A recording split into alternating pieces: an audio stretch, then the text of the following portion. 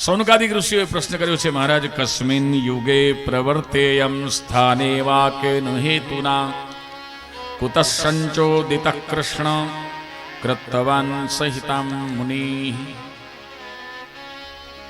હે પરમાત્મા, બતાવો કે કયા સમયમાં આ શ્રીમદ ભાગવતજીની રચના થઈ, કયા સ્થાનમાં. અને ત્યારે એક સુંદર મજાની નાનકડું રૂપક બતાવ્યું છે અહીંયા કે દ્વાપરની સમાપ્તિનો સમય હતો અને કલિયુગનો જ્યારે પ્રારંભ થતો હતો એ સમયમાં વેદવ્યાસજી સૂર્યનારાયણ ભગવાનને અર્ઘ્ય આપતા હતા. અને કલીના આગમનના જાણ વેદવ્યાસજીને થઈને અત્યારે જે બધું સમાજમાં થઈ રહ્યું છે એ વેદવ્યાસજીને આજથી 5000 વર્ષ પહેલા દેખાયું. કુળ જાતિનો વ્યવહાર નહીં રહે. કલિયુગમાં જ્યારે સતયુગ હતો ને ત્યારે અસુરો કઈ વધારે ન હતા, બહુ ઓછા હતા. પણ એ અસુરો કેવા હતા કે ગમે ત્યારે પણ એ સજ્જન થઈ શકે એવા હતા. ખરાબ માણસો હતા પણ એ ગમે ત્યારે સારા થઈ જાય એવા હતા. અત્યારે કઈ સારા માણસોની કમી નથી, સારા માણસો ઘણા છે પણ એ ગમે ત્યારે ખરાબ થઈ શકે એવા છે, ગમે ત્યારે ખરાબ થાય. એનું કઈ નક્કી નહીં કઈ ઉંમરે ભૂલ કરે એમ નહીં જાણવાનું. એક છે ને એક મહાત્મા, આમ વયોવૃદ્ધ મહાત્મા રસ્તા ઉપરથી રોજ પસાર થાય, એક ગણિકાનું ઘર રસ્તામાં વચ્ચે આવે, નદી નાવા જાય ને તો ગણિકા મહાત્માને રોજ એક પ્રશ્ન પૂછે. મહાત્મા, ગણિકા પાસે એક સુંદર મજાનો કૂતરો હતો, એની લાંબી પૂંછડી હતી. એટલે મહાત્માને પેલી ગણિકા રોજ પૂછે કે મારા બાપજી બતાવો ને કે તમારી દાઢી ને આ કૂતરાની પૂંછડીમાં શું ફરક છે. મહાત્મા શું જવાબ આપે બિચારા? હસે એની સામે, એમ કીધું કોક દિવસ જવાબ આપીશે. એમ કરતા કરતા કરતા કરતા ઘણા વર્ષો વીતી ગયા. પેલી ગણિકા એક જ પ્રશ્ન પૂછે, મહારાજ તમારી દાઢી ને અમારી કૂતરાની પૂંછડીમાં શું ફરક છે બતાવો ને ભાઈ, બે સેમ લાગે. પણ એક સમય એવો આવ્યો કે મહાત્માને મરવાનો સમય આવી. સંતોને તો જાણ થઈ જાય મારું નિર્વાણ ક્યારે થવાનું છે. એનું તપ હોય, ભગવાન સાથે સીધી કન્સલ્ટ હોય એ લોકોનું. પણ સંતનો પ્રાણ નીકળતો નહોતો. એટલે શિષ્ય પૂછવા લાગે કે મહારાજ તમે તો બહુ પુણ્ય કર્યા છે ને કેમ પ્રાણ નીકળતા નથી? એક પ્રશ્ન મને રોજ પૂછાય છે ને ઉત્તર આપવાનો બાગે છે, પેલી ગણિકાને બોલાવો. ગણિકા આવી તૈયાર થઈને મહાત્મા બસ ખુશ થવા લાગી કે આજે મહાત્માએ મને સામેથી બોલાવ્યું છે, મારા પ્રશ્નનો ઉત્તર આપશે. ગણિકા આવી અને પૂછવા લાગી, બોલો મહારાજ હવે તો તમે મરવાના છો, મારો જવાબ તો આપો કે તમારી દાઢી અને મારા કૂતરાની પૂંછડીમાં શું તફાવત છે? મહાત્માએ કીધું કે ભાઈ એટલું જ ડિફરન્સ છે કે પૂંછડી છે ને તારા કૂતરાની છે, દાઢી મારી છે. ગણિકા કહેવા લાગી, સાહેબ પણ આ કઈ જવાબ છે તમારો? અને આવું જ તમારે જો જવાબ આપો તો આજથી 5 વર્ષ પહેલા તમે આપી શકતા હતા. ત્યારે મહાત્મા એક સુંદર મજાનો શબ્દ બોલ્યા કે આજથી 10 વર્ષ 15 વર્ષ 5 વર્ષ પહેલા આપી શકતો હતો, પણ હું માણસ છું અને માણસ ક્યારે જીવનમાં ભૂલ કરે ને એનું કઈ કહેવાય નહીં. આજે હું મરું છું, મને ખબર છે મેં જીવનમાં એક પણ ભૂલ કરી નથી, એટલે હવે હું છાતી ઠોકીને કહું છું કે આ દાઢી મારી છે. એ દાઢીએ કોઈ ખરાબ કામ કર્યું નથી. એટલે માણસ કઈ ઉંમરે કઈ ભૂલ કરે કઈ કહેવાય નહીં. મોટા મોટા તપસ્વીઓ પણ મૂંઝાઈ જાય એવી ભૂલો થઈ જાય, અને એ બધું કુદરત કરાવે.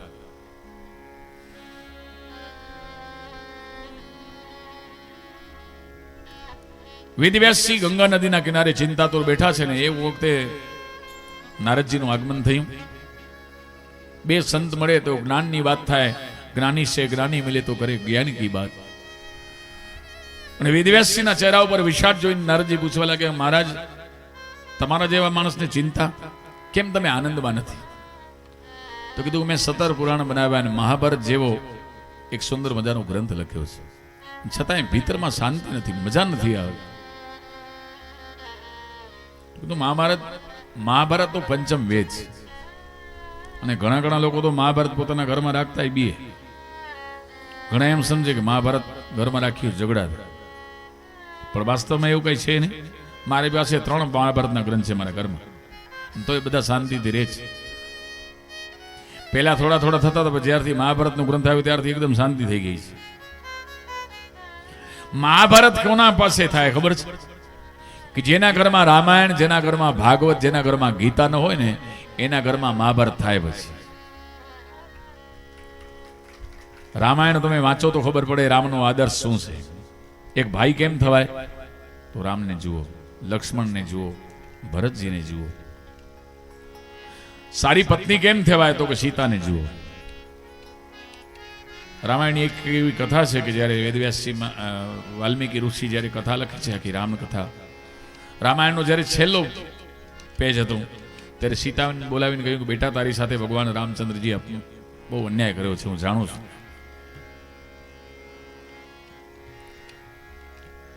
તારી સાથે બહુ અન્યાય થયો છે. તારી કોઈ ફરિયાદ હોય ને તો મને બતાવો, તો હું રામાયણના છેલ્લા પાને લખી નાખું. સીતાજી કહેવા લાગ્યા કે બાપજી, ભગવાન રામચંદ્રજી વિશે આવું કઈ તમે લખતા નહીં. તો કે નહીં, તારો અભિપ્રાય તો આપવું જ પડશે, કંઈક લખવું પડશે, એમ તારો મત તો મને જોઈએ. એટલે સીતાજીએ વાલ્મીકી ઋષિને કહ્યું કે મહારાજ, તમારે જો લખવું જોઈએ મારો અભિપ્રાય રામાયણ વિશે તો લખો કે ભગવાન મને બીજો જન્મ આપે કદાચ, અને બીજા જન્મમાં હું કદાચ સ્ત્રી બની જાઉં તો લખો મારી છેલ્લી ઈચ્છા છે કે ભગવાન રામ જ મારા પતિ બને. ત્વમેવ ભર્તા ન ચ વિપ્રયોગ. ભગવાન રામ મારા પતિ બને, અન્ય પુરુષની કામના નથી. વિચાર કરો સારી પત્ની કેમ થવાય. અને તમે વિચાર કરો, મહાભારત અને રામાયણ સમાંતર છે.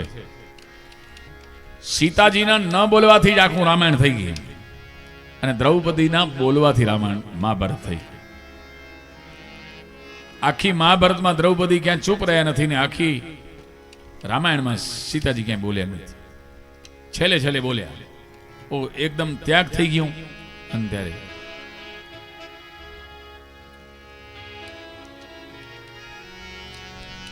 રથમાં બેસાડીને લક્ષ્મણજી લઈ જાય છે. જ્યારે એ ઋષિ મુનિના આશ્રમ આવ્યા અને આવ્યો ગંગાનો કિનારો. ત્યારે સીતાજી કે હે લક્ષ્મણ, વાંક નથી કઈ મારો. લક્ષ્મણજી કે એ નગરમાં એક નર નારી લડતા એ ધોબી બોલ્યો ધુતારો કે રામે સીતાને પાછા રાખ્યા એવો હું ના થનારો. રે લક્ષ્મણ, વાંક નથી કઈ મારો. ત્યારે લક્ષ્મણજી હાથ જોડીને કહે છે કે માતાજી, તમે આજે કહો છો કે વાંક નથી મારો, અને એ દિવસે જો બોલ્યા હોત ને વાંક નથી મારો, તમારે વનમાં જવાનો વારો ન હતા. પણ સીતાજી બોલ્યા નહીં. સીતાજીને મેળવવા માટે રામે ધનુષ્યને ભાંગ્યું છે. ધનુષ્યનો ભંગ કરવો એટલે યુદ્ધ ન કરવું, લડાઈ સમાપ્ત કરવી. પણ દ્રૌપદીને પ્રાપ્ત કરવા માટે અર્જુન ધનુષ્ય જોડે છે. ધનુષ્યને જોડવું એટલે લડાઈની તૈયારી કરવી.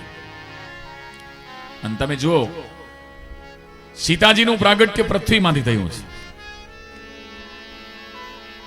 અને દ્રૌપદીનું પ્રાગટ્ય યજ્ઞના કુંડમાંથી થયું છે, અગ્નિમાંથી. જ્યાંથી ઉત્પત્તિ હોય ને એવા સંસ્કાર. અગ્નિના સંસ્કાર દ્રૌપદીમાં છે, અને પૃથ્વીના સંસ્કારમાં સીતામાં છે. પૃથ્વીનો ગુણધર્મ છે માફ કરી દેવું. કઈ સીતામાં તાકાત નહોતી એવી વાત નથી. એટલા માટે તો ભજનોમાં પણ અમુક અમુક ભક્તો હોય તો ભગવાન રામચંદ્રજીને એમ કહી દીધું કે હે મહારાજ, તમે સીતાજીને તુલ્ય નહીં આવો. કે દયાના સાગર થઈને કૃપા રે નિદાન થઈ છોને ભગવાન કહેવડાવો, પણ રામ તમે સીતાજીની તો લઈને આવો. રામ તમે સીતાજીની તો લઈને આવો. એનું પ્રમાણ આપ્યું છે કે તમે રાવણની સાથે લડવા માટે આવ્યા છો, તમારી સાથે વિશાળ સૈન્ય છે, પણ તમે મહારાજ વિચાર કરો કે અશોક વાટિકામાં એકલા સીતાજી છે. દૈત્યોની ભીડમાં નિરાધાર નારી તો જે ઓલો દશમાથા વાળો નવ ફાવ્યો. તમારાથી પહેલા સીતાજીએ રાવણને છે માર્યો, કે મરેલા ને મારો એમાં કર્યું શું પરાક્રમ, કે અમથા વિજયનો લ્યો છો લાવો. હે રામ તમે સીતાજીની તો લઈને આવો. મારા રામ તમે સીતાજીની તો લઈને આવો. દયાના સાગર થઈને કૃપાના નિદાન થઈને, દયાના સાગર થઈને કૃપાના નિદાન થઈને, છોને ભગવાન કેવડાવો.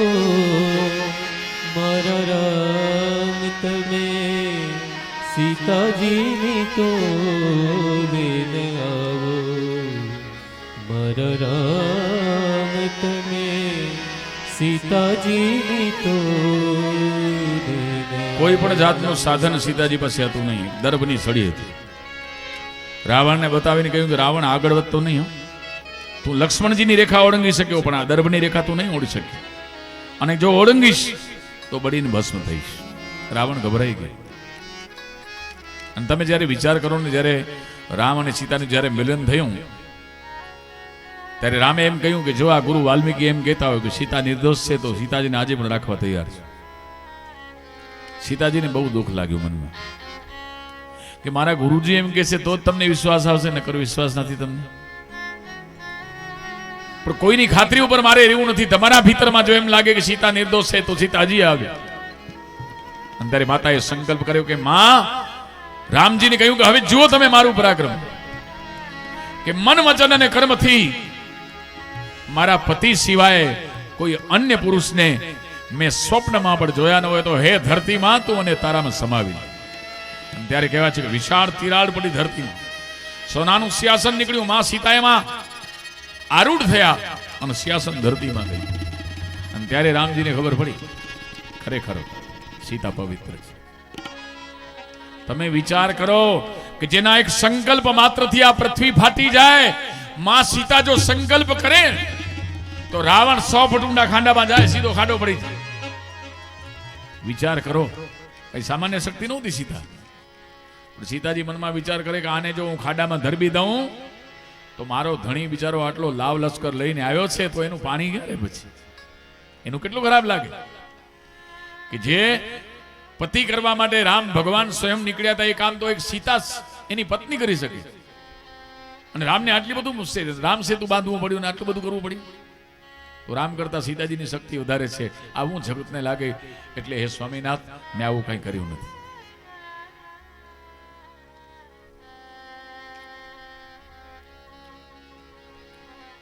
મહાભારતનો ગ્રંથ એટલે પવિત્રમાં પવિત્ર ગ્રંથ છે. અને તમે જે ગીતા વાંચો છો, આપણે જે ગીતા વાંચીએ એ ગીતા મહાભારતમાંથી જ છે. અને તમારા ઘરે સત્યનારાયણ ભગવાનની કથા થાય ત્યારે આ ભૂદેવ આવીને તમારા ઘરે વિષ્ણુ સહસ્ત્ર નામનું પાઠ કરે છે ને. વિશ્વમ વિષ્ણુ વષટકારો ભૂત ભવ્ય ભવત પ્રભુ ભૂતગ્રદ ભૂત બ્રત ભાવો ભૂતાત્મા ભૂત ભાવના. આ બધા ભગવાનના જે નામ છે એ મહાભારતમાંથી છે. એટલે વિષ્ણુ સહસ્ત્ર નામાવલી જેવો જેનો દીકરો હોય અને ગીતા જેવી જેની દીકરી હોય, એની મહાભારત ખરાબ હોય જ કેમ? અરે એવું કહેવા છે કે ગીતાજીનો પાઠ કોઈ મરનારની સામે કરવામાં આવે કે મરનારની પાછળ કરવામાં આવે તો એની સદગતિ થાય. પણ જે મરનાર હોય ને એ મોઢામાંથી જો ગીતા શબ્દ બોલે ને તો એની સદગતિ થાય. ગીતે ઇતિ ઉચ્ચાર સંયુક્તો મ્રિયમાણો ગતિમ લભેત, આવું વરાહ પુરાણમાં લખેલું છે. એટલા માટે આપણા જે વડીલો હતા ને એ આપણા દીકરીઓના નામે લાગતા પેલા ગીતા ને ગંગા ને ગોદાવરી. હવે આવું નામ કોઈને ગમે છે? હવે કોઈને ગીતા નામ ગમે, ગંગા નામ ગમે? હમણાં વચ્ચે એક જણાએ પોતાની દીકરીનું નામ ગ્રેવી રાખ્યું. મેં કીધું બેન તમને ખબર છે ગ્રેવીનો અર્થ શું થાય? તો કે નહીં. મેં કીધું ગ્રેવી એટલે ચટણી, ભૂકો. આ તમારા ભૂકા કાઢી નાખશો. તમારી ચટણી ન કરે તો પછી કેજો. અમારી દાણુમાં કથા હતી મહારાષ્ટ્રમાં. કેમ? ત્યાં એક છોકરી બહુ સુંદર મજાના શ્લોક બોલે, બહુ સુંદર મજાના ગીતા બોલે, રામાયણની ચોપાઈ બોલે, અને વય કેટલી? 7 વર્ષની. એટલે મેં દીકરીને કીધું બેટા સુંદર મજાનો તારો કંઠ છે, ભજન પણ બહુ સારા બોલે, આવ ને ઉપર સ્ટેજ ઉપર. આવી એટલે મેં એના માથે હાથ મૂકીને કીધું તમે બ્રાહ્મણ છો? તો કે ના ગુરુજી. તો અમે તો વૈષ્ણવ છીએ. એમ? વાહ. તારું નામ શું છે બેટા? ત્યારે એ સુંદર મજાની 7 વર્ષની દીકરીએ કહ્યું કે મારું નામ છે ગંગોત્રી. ક્યા વાત હૈ, કિતના અચ્છા નામ. મેં કીધું ગંગોત્રી હોય ને એ જ આવા શ્લોક બોલે, બાકી ગ્રેવી આવા બોલી શકે નહીં, એ તો ભૂકો કાઢી નાખે. ઘણા પોતાના છોકરાનું નામ ડોન રાખી દે કરકરાથી. અરે ડોન રાખો તો ખિસ્સા કાતરવાનું ધંધો જ કરવાનું. પછી દીકરાઓના નામ કેવા રખાય કે નામ ઉપરથી જેને ખબર પડે કે શું કામ કરવાનું છે. નામ ઉપરથી અમારા હર્ષ મહારાજના ઘરે પહેલો બાબા આવ્યો તો એનું નામ રાખ્યું મંત્ર. હમણાં બીજો આવ્યો તો એનું નામ રાખ્યું યોગ. આજે લખેલું છે અહીંયા. મંત્ર એટલે ખબર છે એને મંત્ર બોલવાના છે. મંત્ર ઋષિ અને બીજા યોગ ઋષિ. કોઈ પણ અવસ્થામાં નામ શોભે એવાના. અને આપણી આ વેબસાઇટ તો પહેલેથી હતી મંત્રયોગ.com. દીકરાઓ તો પાછળથી આવ્યા. તો નામ એવા સુંદર હોવા જોઈએ જે બોલતાની સાથે પૂજ્ય ભાવ ઉત્પન્ન થાય, સદભાવ ઉત્પન્ન થાય. દીકરાનું નામ ડોન રાખો તો પછી ખિસ્સા જ કાપે. એને ખબર છે મારે એ જ ધંધા કરવાના.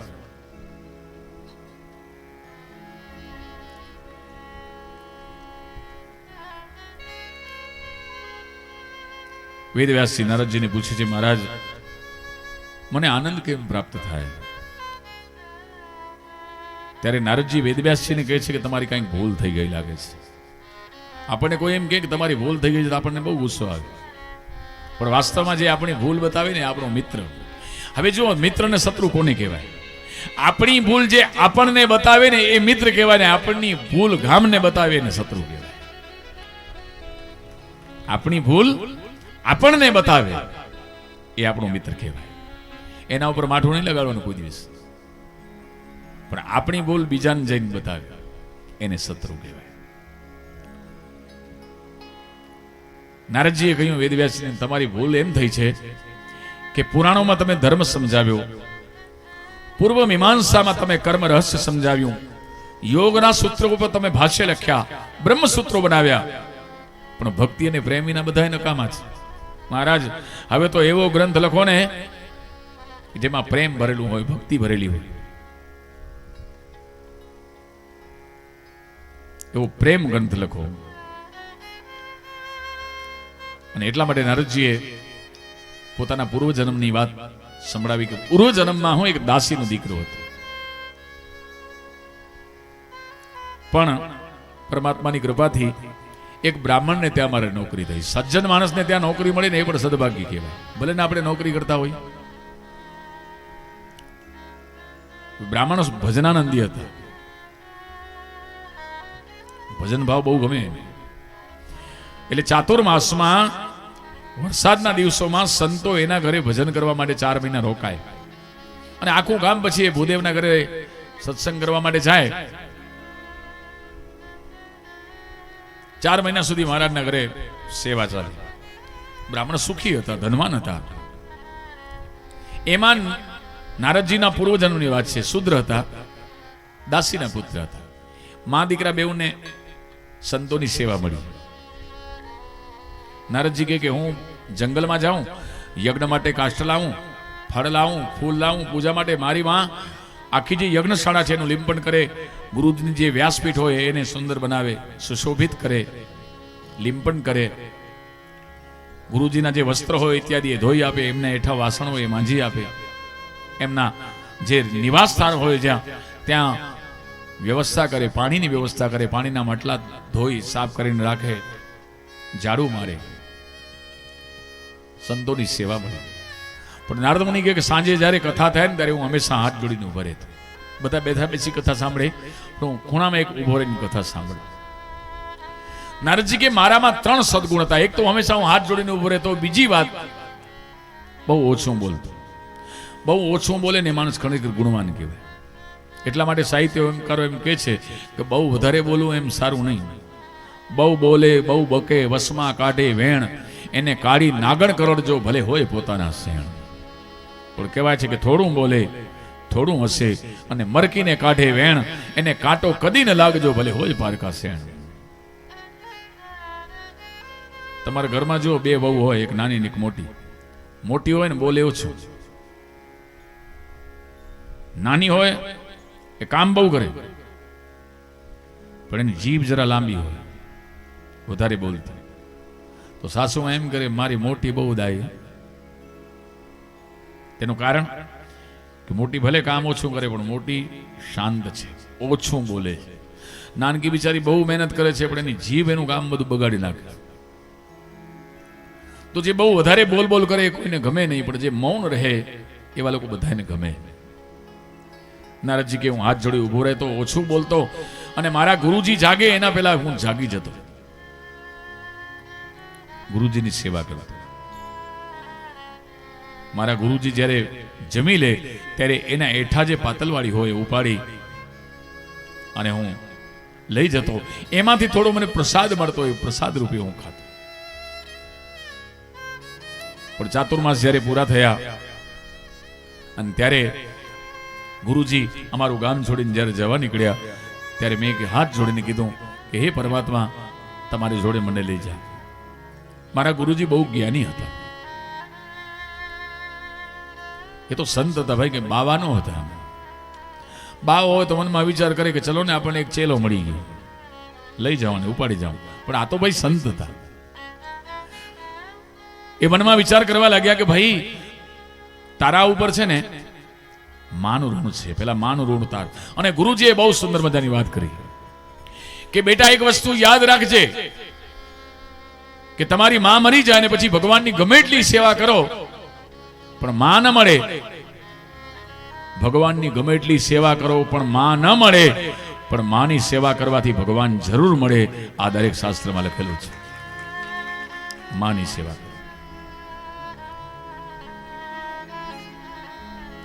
તું તારી માની સેવા કર. નારદજી હાથ જોડીને કહેવા લાગ્યા, ગુરુદેવ તમે એક દિવસે એમ કીધેલું છે કે ગુરુની સેવા કરવી એ આત્માનો ધર્મ છે, માની સેવા કરવી એ દેહનો ધર્મ છે. તમે કથામાં એમ કહેતા હતા કે દેહ ધર્મ કરતા આત્મધર્મ શ્રેષ્ઠ છે. ગુરુજીએ કહ્યું કે બેટા અમારી સાથે આવું તેરી ભાવના છે અને માની સેવા કરવી એ તારું કર્તવ્ય છે. અને એક વસ્તુ યાદ રાખજે બેટા, ભાવના કરતા કર્તવ્યનું સ્થાન ઊંચું છે. ભાવના લાગણી જવાય નહીં, કર્તવ્ય આપણું શું છે જવું પડે.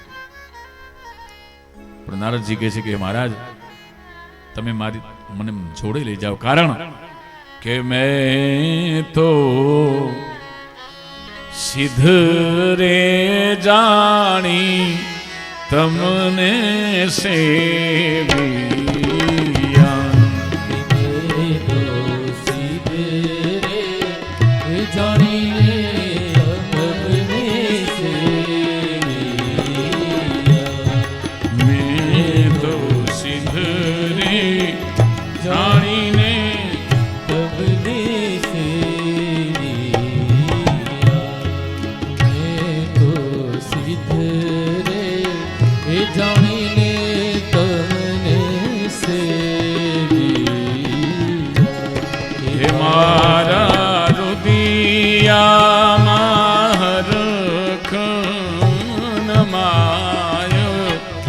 જીવન ભલે જાગી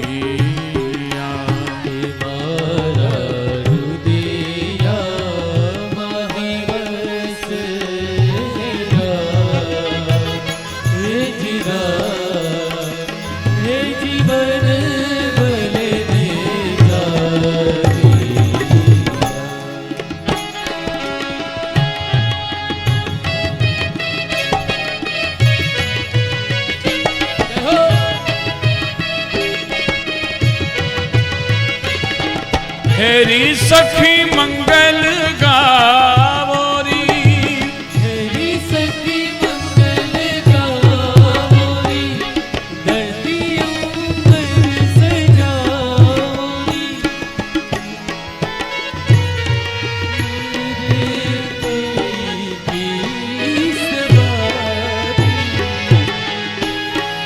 अरे कोई काजल लावोरी मोहे काला टीका लगावोरी उनकी खबर से दिखूं मैं तुम्हारे छोटे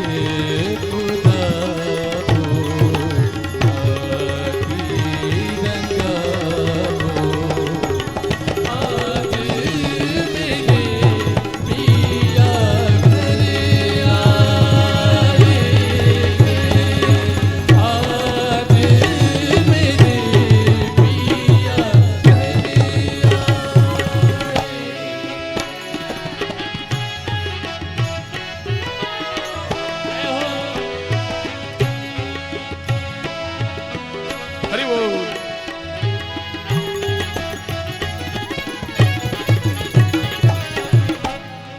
मैं तो जमना हाथे रे तुलसी वाविया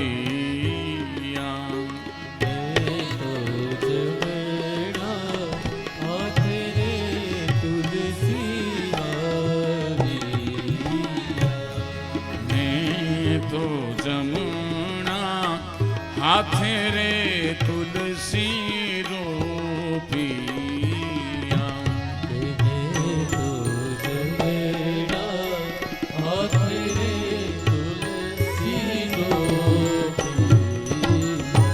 के मारे नित रे उठीने दर्शन थाय प्रभु जी पधारिया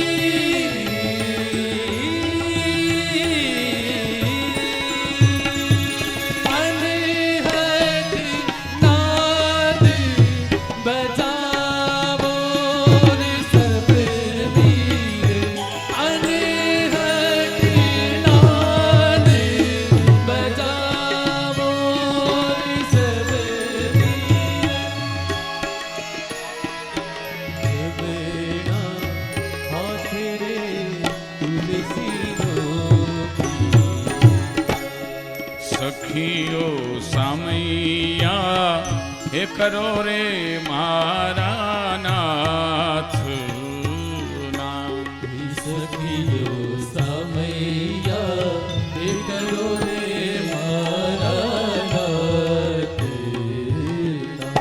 हे गरवा देवांगी ही प्रतापे अमर मां बोलिया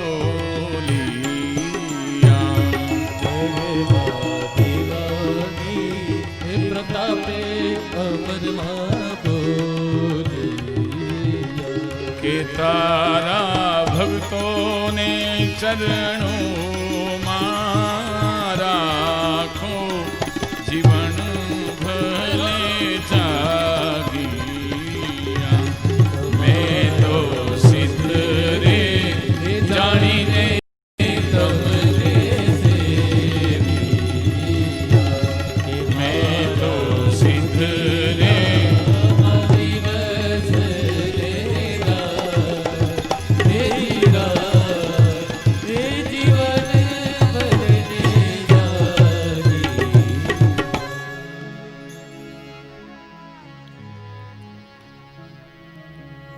નારદજી વેદવ્યાસજીને કહે છે કે મહારાજ, સંતો સંપત્તિ નથી આપતા, પણ સન્મતિ આપે છે. નારમ જ્ઞાનમ દદાતિ ઇતિ નારદ. સાચું બતાવે એને સંત કહેવાય. વેદને વાંચે એને વિદ્વાન કહેવાય. વેદના મંત્રો સારા બોલતા આવડતા હોય એને વિદ્વાન કહેવાય. અને વેદના મંત્રો કોઈ ભણે તો ભણી શકે. વેદને વાંચે એને વિદ્વાન કહેવાય, પણ વેદનાને વાંચે એને સંત કહેવાય. હૃદયની વેદનાને જાણે છે.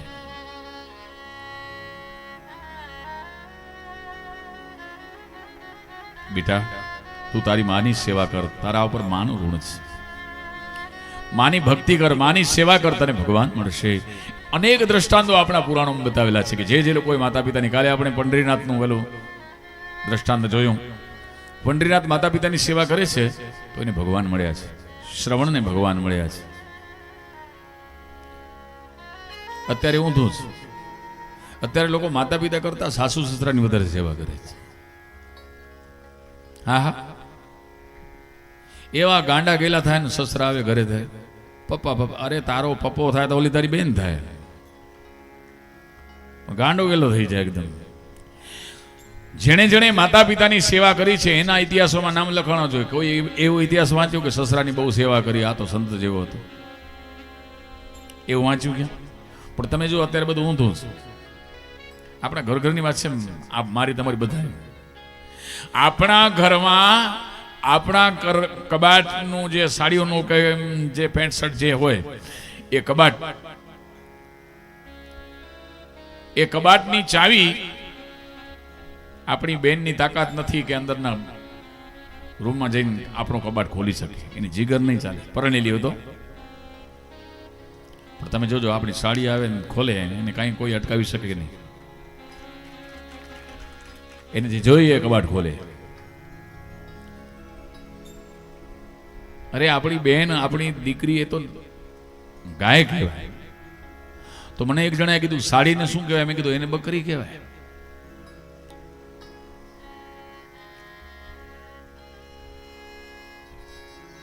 એક બહુ સરસ મજાની એક વાત છે કે જેના આંગણામાં કોઈ દિવસ ગાય નથી આવી એનું આંગણું અભાગ્યું છે. જેના ઘરની સામે તુલસીનો ક્યારો નથી એનું ઘર અભાગ્યું છે. અને જે પરિવારમાં એક દીકરી નથી એ પરિવાર અભાગ્યો છે. ખરેખર એનું કારણ કે દીકરીના લગ્ન થાય ને એટલે એનો બાપ એના હાથ કંકુવાડા કરી અને ઘરને દરવાજે થાપા લગાવે. કોઈની પાસે લખાણ લખાવો તો અંગૂઠાનું નિશાની. બાપ થાપા લગાવીને કહે છે કે બેટા સહી કરીને કહી દે કે હવે આ મારું નથી, મારા ભાઈઓનું છે. અને એ જ દીકરી જ્યારે સાસરીએ જાય ત્યારે એની સાસુમાં એના પગલા કંકુવાડા કરી અને તિજોરીમાં મૂકે. આજ દિવસ લગી કોઈ પોતાના દીકરાને પોતાના જમાઈને આવા પગલા કરાવે છે. અને પગલા કોઈ દિવસ કરાવી તો જોજો રાવણના, એ મોટા મોટા પગલા શોભે પણ નહીં. પણ દીકરીઓના પગલા કેટલા સુંદર લાગે. અને ત્રીજી વાત કે આ જગતમાં એવા ઘણા દીકરા થયા હશે કે પોતાના માતા ઉપર, પિતા ઉપર, કે ભાઈઓ ઉપર કેસ કર્યો હશે કે મને પ્રોપર્ટીમાંથી હિસ્સો મળ્યો નથી.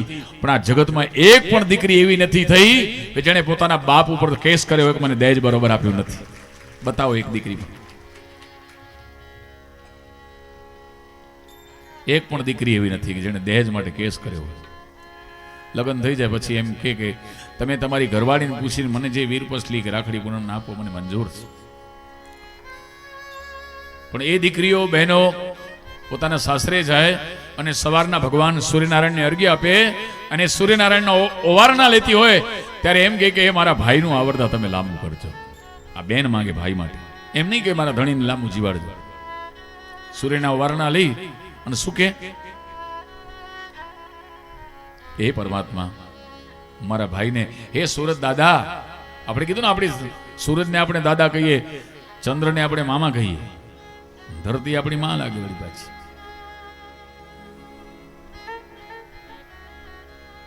મારા ભાઈને લાંબુ આયુષ્ય દેજો.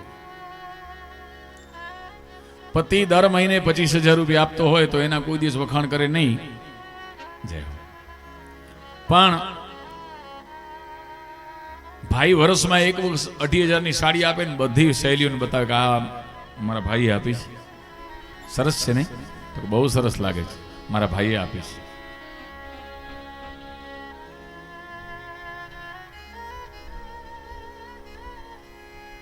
જય હો જગદીશભાઈ, જય હો માતામાં, જય શ્રી કૃષ્ણ, જય માતાજી.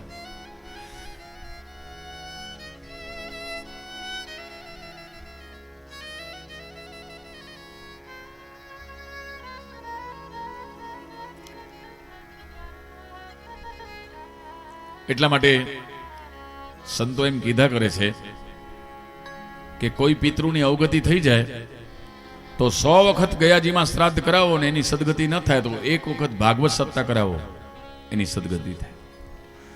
પણ 100 વખત ભાગવત સપ્તાહ કરાવો ને જેની સદગતિ ન થાય એ પિતૃને જ્યારે કન્યાદાન કરો, તુલસી પત્ર હાથમાં લેવો અને ત્યારે એમ બોલો કે મમ 10 અપરાન સમસ્ત પિતૃણામ નિવૃત્તિશય આનંદ પ્રાપ્તિ કામ લક્ષ્મી રૂપિણી કન્યા વિષ્ણુ રૂપ વરાય ઉભયો પાણી ગ્રહણમ અસ્તુ. કન્યાનો બાપ તુલસી પત્ર જ્યારે વરના હાથમાં આપે અને કન્યાનો હાથ આપે ત્યારે એમ બોલે છે કે હે પિતૃદેવ, 10 પેઢી આગળની 10 પેઢી પાછળના એ બધાના ઋણમાંથી આજે મુક્ત અમારી દીકરીએ મને કર્યો છે. દીકરો તો સારો થાય ને ગરાજીમાં શ્રાદ્ધ કરાવે તોય સદગતિ થાય, પણ દીકરી તો ફક્ત કન્યાદાન કરવા માત્રથી 100 ભાગવત સત્તાનું ફળ મળે છે. એટલા માટે ભગવાન પાસે દીકરી માંગી લેવાની. અને તમે જો બાપને ઘરમાં ગુસ્સો આવે ને ત્યારે ઘરમાં કોઈ શાંત કરે નહીં, પણ આમ મેલા ગેલા કપડાં પહેરેલી ફળિયામાં રમતી હોય ધૂળમાં, પણ દીકરી આવી બાપના ખોડામાં બેસી જાય તો ગમે તેવો ઉગ્ર થયેલો બાપ એક વખત તો શાંત થઈ જાય. આ દીકરીની તાકાત છે, એની તાકાત છે.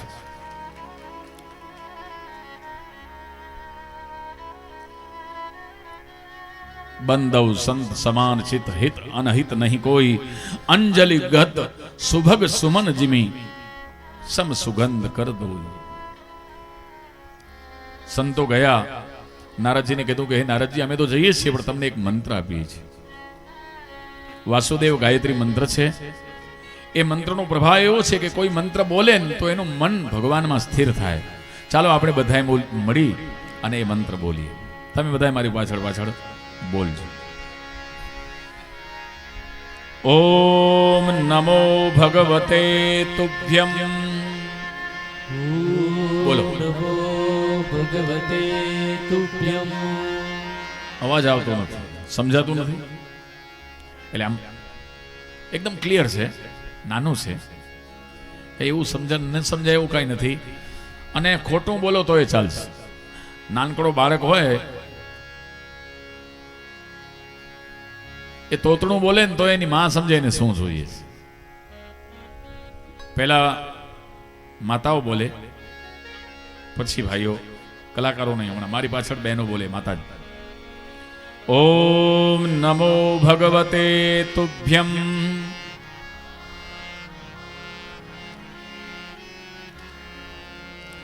પાછળવાળા એકદમ ધીમું ધીમું બોલે છે. તમારે તો ઉલટાના જોરથી બોલવું જોઈએ. તમારો અવાજ અહીંયા સુધી આવે. બીજી વખત ઓમ નમો ભગવતે તુભ્યમ.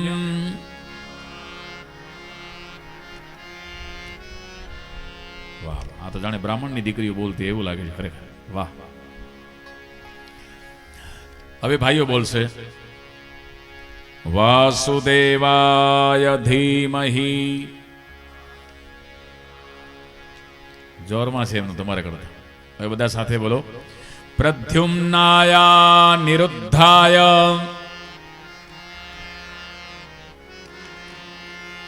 નમઃ સંકર્ષણાય ચ.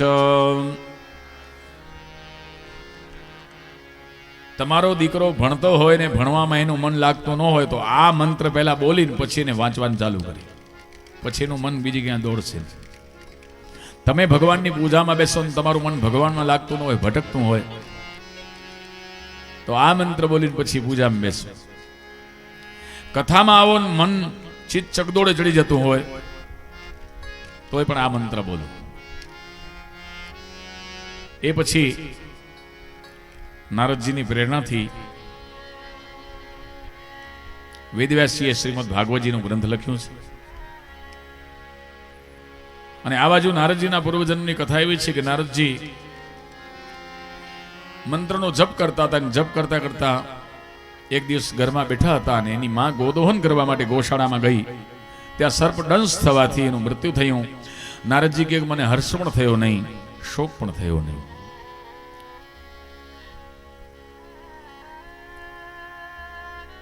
ઘર વેચી દીધું નારદજીએ અને જે ધન હતું એ માની ઉત્તર ક્રિયા માટે ખર્ચ કરી નાખ્યું. બધાએ પૈસા વાપરી નાખ્યા માની ક્રિયા કરવા માટે. આવા દીકરા હોય ઘર વેચીને માની ક્રિયા કરાવે. આને દીકરા કહેવાય, પુત્ર કહેવાય. અને એ પછી જપ કરતા કરતા જંગલમાં ગયા અને ત્યાં એક ક્ષણ માટે ભગવાનના દર્શન થયા. જપ કરતા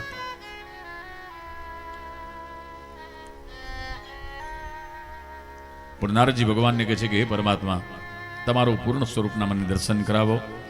ત્યારે આકાશવાણી થઈ કે તારા સંચિત કર્મ હજી ઘણા બાકી છે, ઘણા પાપ છે પૂર્વ જન્મના તારા. તો કે મહારાજ કેમ બળશે? તો કે પાપને બાળવાનો એક જ ઉપાય, ભગવાનના નામનું સતત જપ કરતા રહેવાનું. સતત ભગવાનનું નામનું સ્મરણ, સતત નામનું સ્મરણ, તારા બધાય પાપ બળીને ભસ્મ થઈશ. અને પછી તું મારા લોકમાં દેવર્ષિ બનીને તારો અવતાર થશે, તારું નામ નારદ રહેશે. અને ખરેખર આ પ્રમાણે જ થયું. અંતે યામતી સા ગતિ. ગીતામાં ભગવાને કહ્યું છે અંતકાલે ચ મામેવ સ્મરણ મુક્ત્વા કલેવરમ સપ્રયાતિ સબદ્ભાવમ નાસ્તિ અત્ર સંશય. અંત સમયે જે મારું સ્મરણ કરતા પોતાના પ્રાણ છોડે મારા લોકમાં આવે છે એમાં સંશય નથી.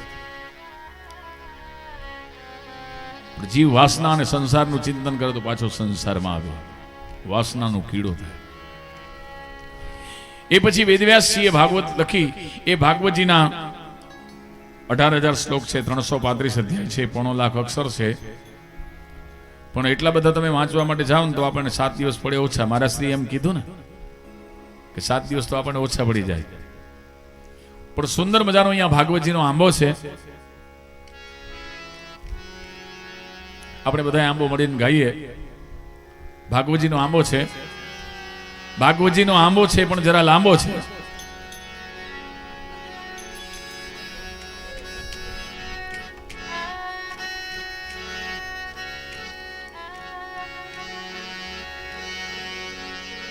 પણ બહુ આનંદ આવે એવો છે. બહેનોને બહુ ગમે એમ એવું. માતાઓની મેજોરિટી બહુ સારી છે.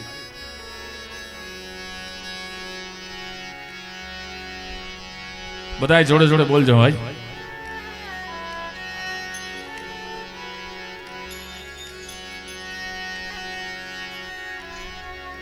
કે આંબો અખંડ ભુવન થી ઉતર્યો.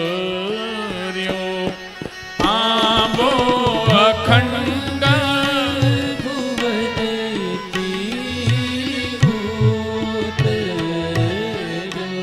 કે ભાચુંડાની ભૂમિમાં છે આંબાનો વાસ.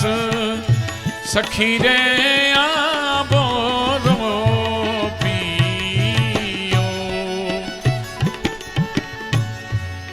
આંબો અખંડ ભુવન માંથી ઉતર્યો.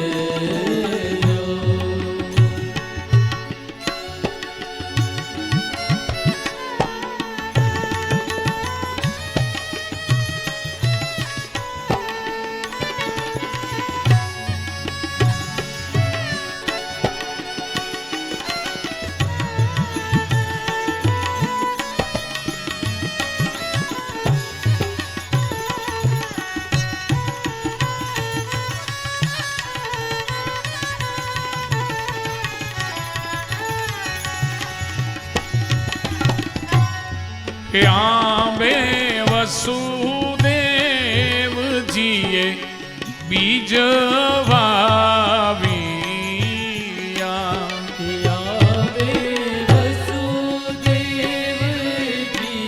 જેણે ભાગવત કથા કરવાનો મનમાં પહેલો જેના વિચાર આવ્યો એને સમાજમાં બીજ વાવ્યું મારે કથા કરવી છે.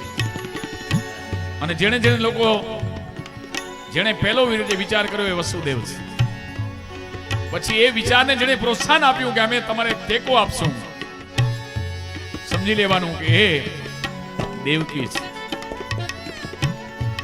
ભુવા દેવકી જી ક્ષેત્ર પ્રકાશ સખી રે આબોરો.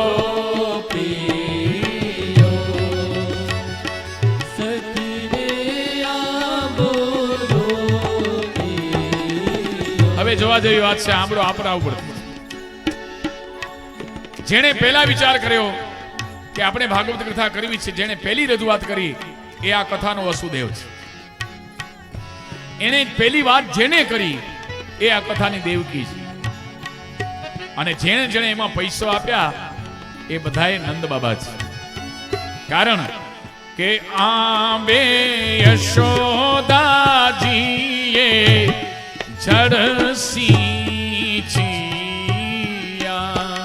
આંબે યશોદાજીએ જડસી છીયા. એ પરિવાર આખો યશોદા છે એનું કારણ કે આ બહેનો માતાઓ કોઈ કે પોતાના દીકરીઓ માટે થાપણ રાખી હશે, કોઈ કે પોતાના દીકરાઓ માટે રાખી હશે. અને એ પૈસા એને કથામાં વાપર્યા એટલે યશોદાજીએ આંબામાં જળ સિંચ્યું છે. ઓહો નંદ ગોપયાબાના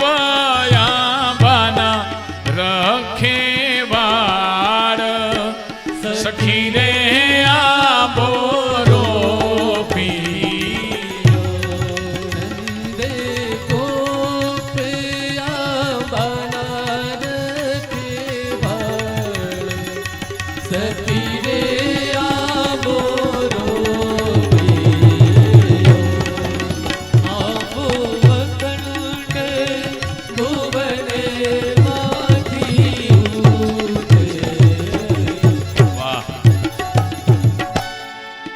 એકલો માણસ કઈ કામ કરી શકે ખરો?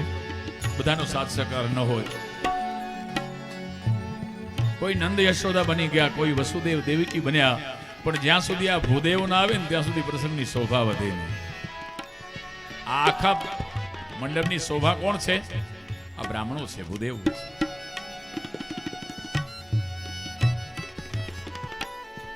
બ્રહ્માજી તે ચાર પત્ર લખિયા રે.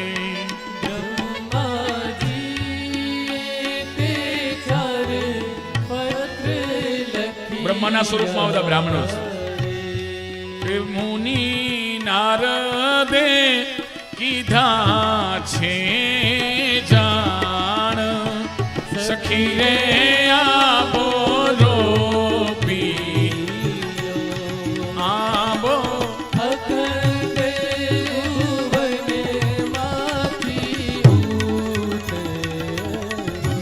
મીડિયા છે, માઇક વાળા, આ વિડીયો વાળા, ન્યૂઝપેપર, એડવર્ટાઇઝ, એ બધા નારદ મુનિ છે. આપણી વાત અન્ય સુધી પહોંચાડે છે.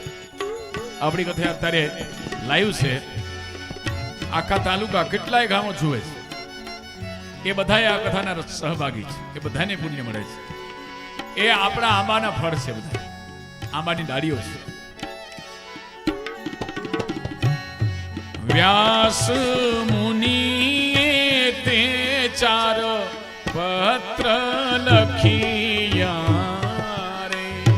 વ્યાસ મુનિએ તે ચાર પત્ર લખિયા રે. વ્યાસ મુનિએ તે ચાર પત્ર લખિયા રે.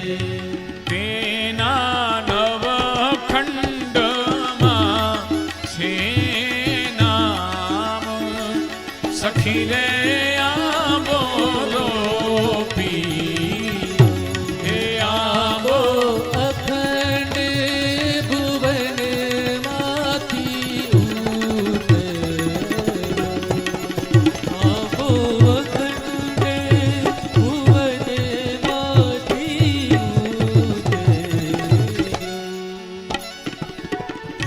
સિમ્પલની વાત છે કે આંબો રોપવાનું મન શાના માટે થાય?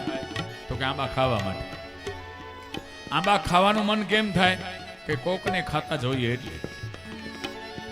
એટલા માટે અહીંયા બતાવ્યું કે કોણે કોણે આ આંબો ખાધો છે. સૌથી પહેલા તો આપણા ભગવાન ઓધરામજી મહારાજે આંબો ખાધો છે. જલારામ બાપાએ આંબો ખાધો છે. ધ્રુવજીએ આંબો ખાધો, પ્રહલાદે ખાધો, અને એ બધાએ ખાધો એટલે આપણને થયું કે આપણે પણ ખાઈ. આંબો ધ્રુવને પ્રહલાદે અનુભવ્યો. આંબો ધ્રુવ પ્રહલાદે અનુભવ્યો. તેની સેવનારી છે વૃજનાર. સખી રે આંબો રોપ્યો. આંબો અખંડ ભુવનમાંથી ઉતર્યો.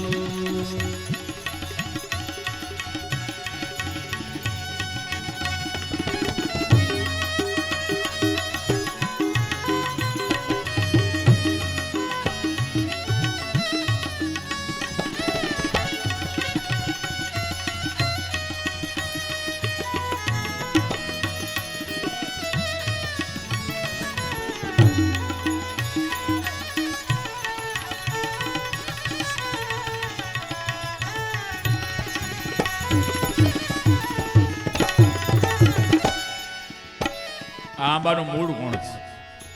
તો કે આપણા પિતૃદેવો. એ આંબાનું મૂળ છે. એનું થળ કોણ છે? તો કે એ આપણી માતાઓ.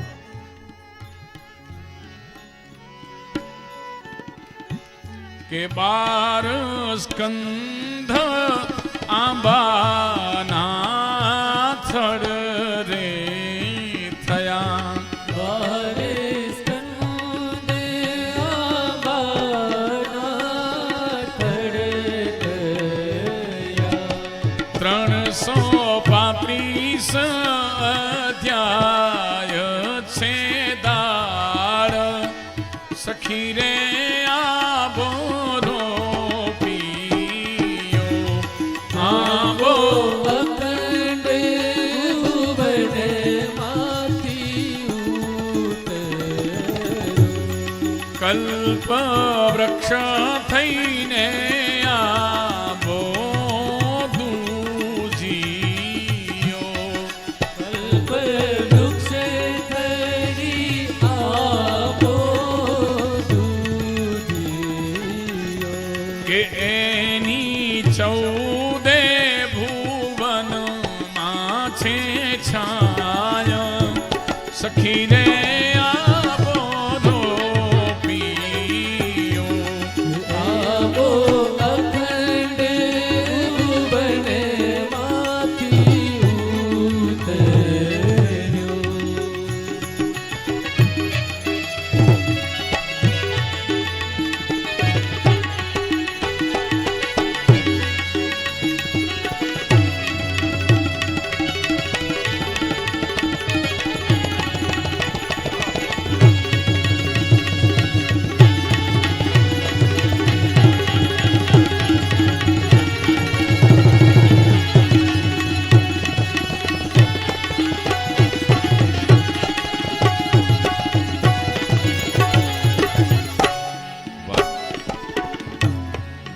હવે જેમ ભાગવતમાં અવતાર છે એમ આંબામાં પણ અવતાર છે.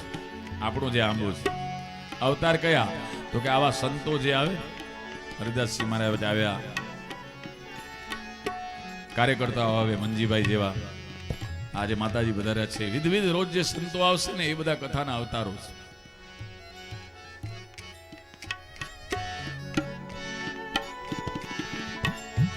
અવતરણ 43 આંબે ઝૂમતા.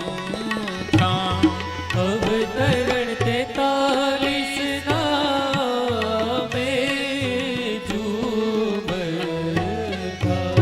શ્રીમદ ભાગવત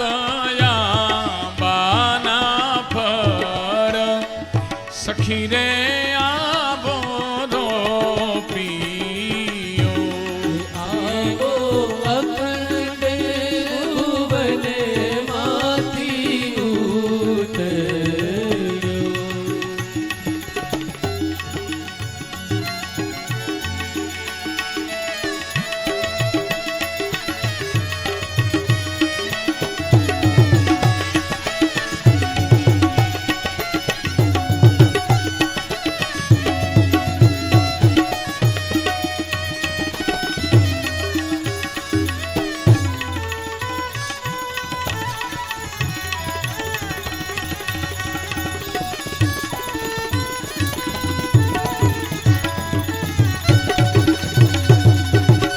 ક્યાં બાત.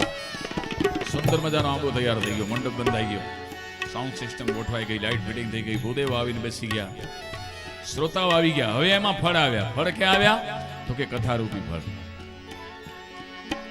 પણ ફળને તોડે કોણ? શ્રોતાઓને તોડવાનો અધિકાર નથી. ફળને તોડે છે સુખદેવજી મહારાજ. તે ફળ સુખદેવજી થોડી લઈ રે ગયા. તે ફળ સુખદેવજી તોડીને લઈ રે ગયા. પરીક્ષિત બેઠા છે ગંગાને તીર. સખી રે આવો રો પિયો. આવો અખંડ ભુવને માંથી ઉતર્યો. તેરસ રેડ્યો પરીક્ષિત ના શ્રવણમાં. તેરસ રેડ્યો પરીક્ષિતના શ્રવણમાં. કર્યો અનુગ્રહનો આધાર. સખી રે આવો રો પિયો. આવો અખંડ ભુવને માંથી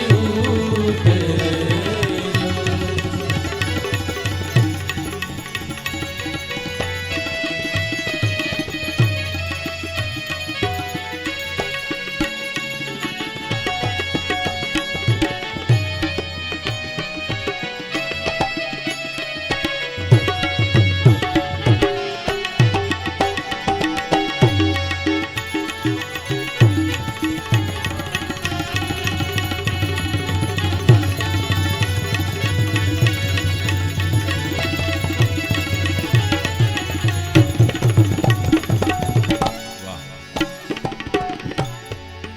વડીલો પાસેથી સાંભળેલી વાત. મેં એક વખત કુતૂહલે અમારા વડીલોને પૂછ્યું કે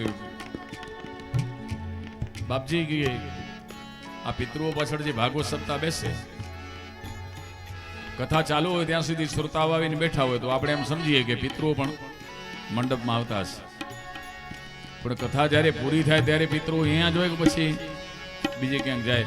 ત્યારે અમારા વડીલો એમ કહેતા કે જ્યાં સુધી કથા ચાલુ હોય ને ત્યાં સુધી તમારા પિતૃદેવો અહીંયા હોય, સ્થાપનની બાજુમાં, દરેકની પોથીની પાસે.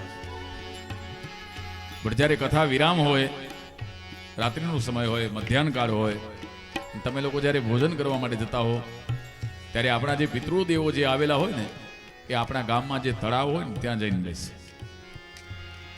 કારણ કે પિતૃઓને પાણી પહેલા જોઈએ. જ્યાં જળાશય હોય ને ત્યાં બેસે. એટલા માટે આપણે જે દિવસે પહેલી શોભાયાત્રા કાઢી ત્યારે તળાવનું પાણી ભરીને બધા ઉપર છાંટ્યો. અને બીજી વાત કે અહીંયા પરીક્ષિત રાજા પણ ગંગા નદીને કિનારે જઈને બેઠા હતા. જેને મોક્ષ જોતો હોય ને એને કોઈ પણ તળાવ કે નદીના કિનારે જઈ અને નિવાસ કરવો જોઈએ. તો પરીક્ષિત મહારાજ પાસે સુખદેવજી પેલું આમાંનું ફળ લઈ અને ગયા છે.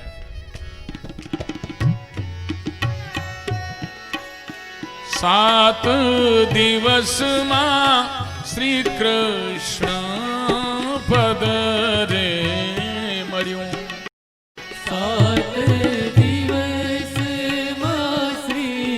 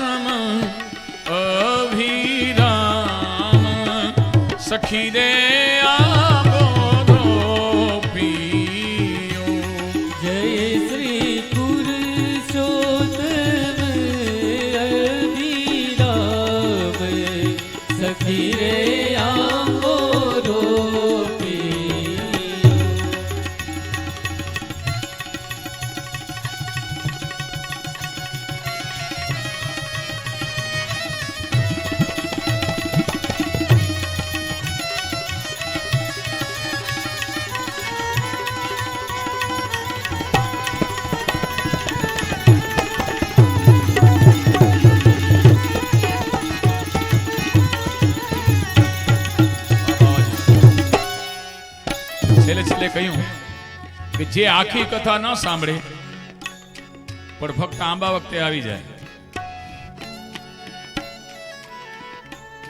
જય હો. જે આખી કથા ન સાંભળી શકે પણ આ શ્રીમદ ભાગવતજીનો ફક્ત આંબો સાંભળે એને આખી કથા સાંભળવાનો લાભ મળી જાય. એટલા માટે છેલ્લે લખ્યું,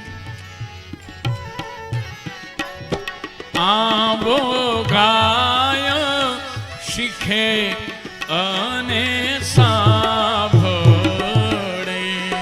આંબો ગાય શીખે અને સાંભળે, એનો શ્રીજીના ચરણોમાં હોજો વાસ, સખી રે આંબો જો પીયો.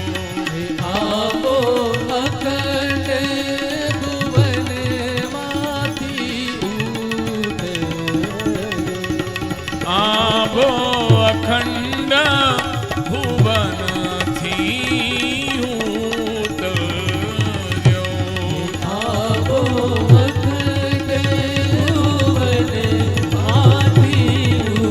ઉતર્યો, ભાચુંડાની ભૂમિમાં એ આંબાનો વાસ, સખી રે આંબો જો પીયો. આંબો અખંડ ભુવનમાંથી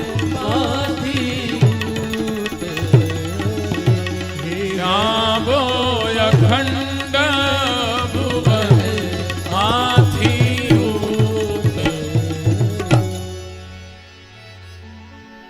બોલો કૃષ્ણ કનૈયા લાલ. લાલ કી જય.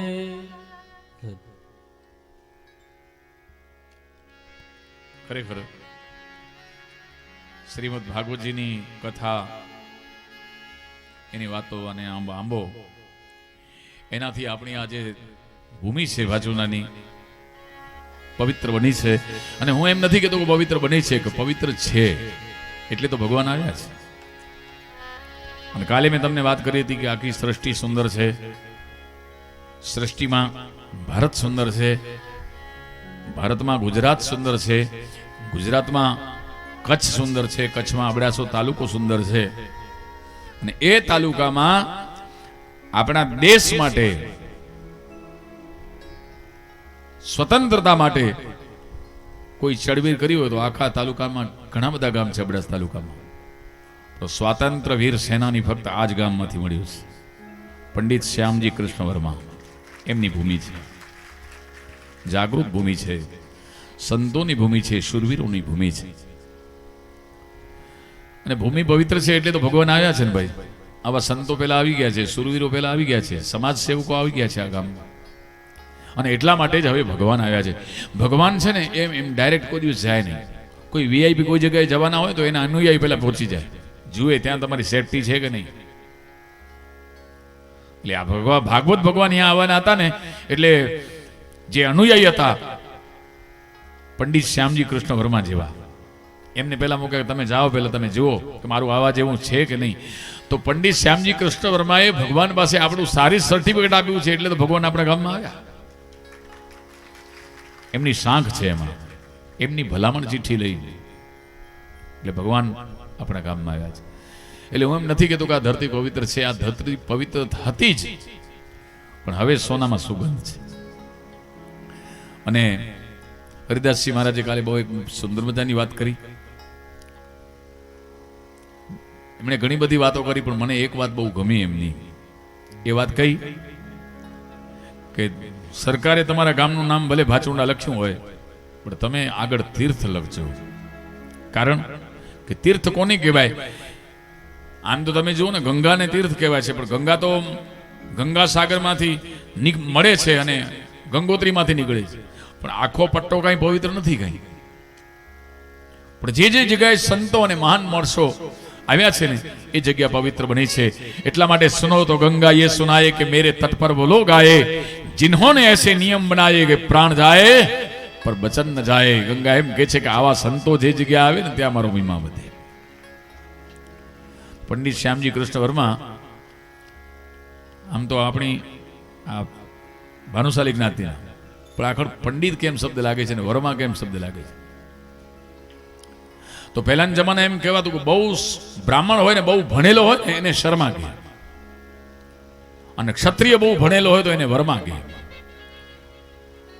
બ્રાહ્મણ શર્મા, ક્ષત્રિય વર્મા. વર્મા એટલે વરણ કરેલો, ભણેલો. અને એ સમયમાં જ્યારે પંડિતજી હતા, જ્યારે એ સમયમાં એમને સંસ્કૃત પ્રત્યે બહુ લગાવ હતો, સંસ્કૃત શીખવું હતું.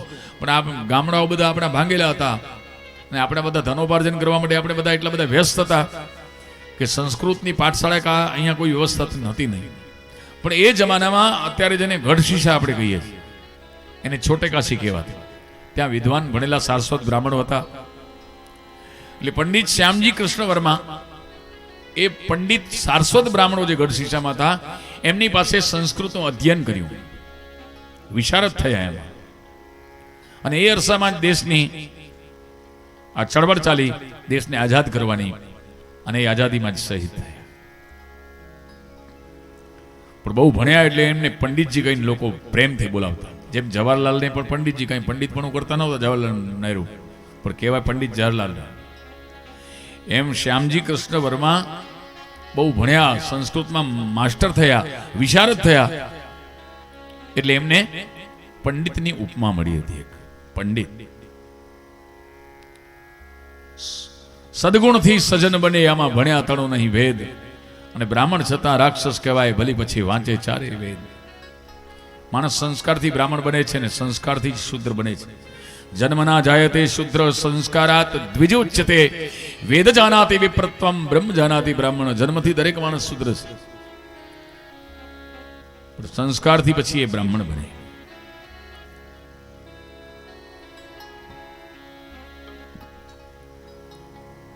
સત્કર્મ કરે, ઊંચા કર્મ કરે, બ્રહ્મ જેવો થઈ જાય એટલે બ્રાહ્મણ કહે.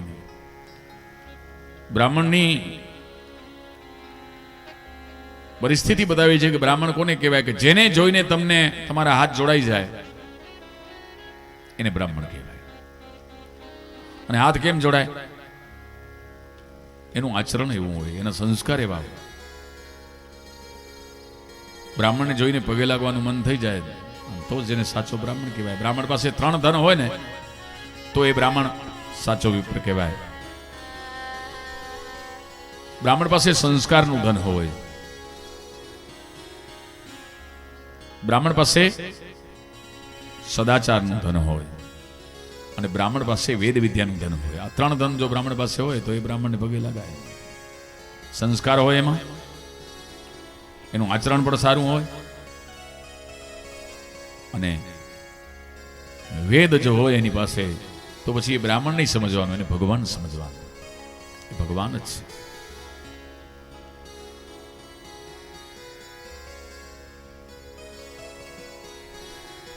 એ બધા બ્રાહ્મણો જ હતા, સંસ્કારથી ઊંચા હતા. નહીં તો જલારામ બાપા તો લોહાણા જ્ઞાતિમાં જન્મ લે, પણ આપણે બધાએ પગે લાગીએ ને. ઓદારામજી મહારાજને બધા પગે લાગે છે ને, બ્રાહ્મણો લાગે છે. જલારામ બાપાને બ્રાહ્મણો પગે લાગે છે. આમ તો વરણ ભલે એક સ્ટેપ નીચો, પણ કર્મ એવા કર્યા કે બ્રાહ્મણથી પણ મહાન થયા. ભગવાનને પણ એમની પાસે આવવાનું મન થઈ ગયું, એવા કર્મ કર્યા.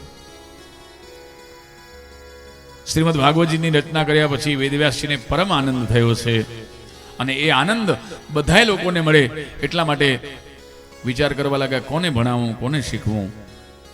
પણ વિચાર કરવા લાગ્યા કે એવા માણસને ભાગવત શીખાડવું કે જે ભાગવતને વેચે નહીં, વહેંચે.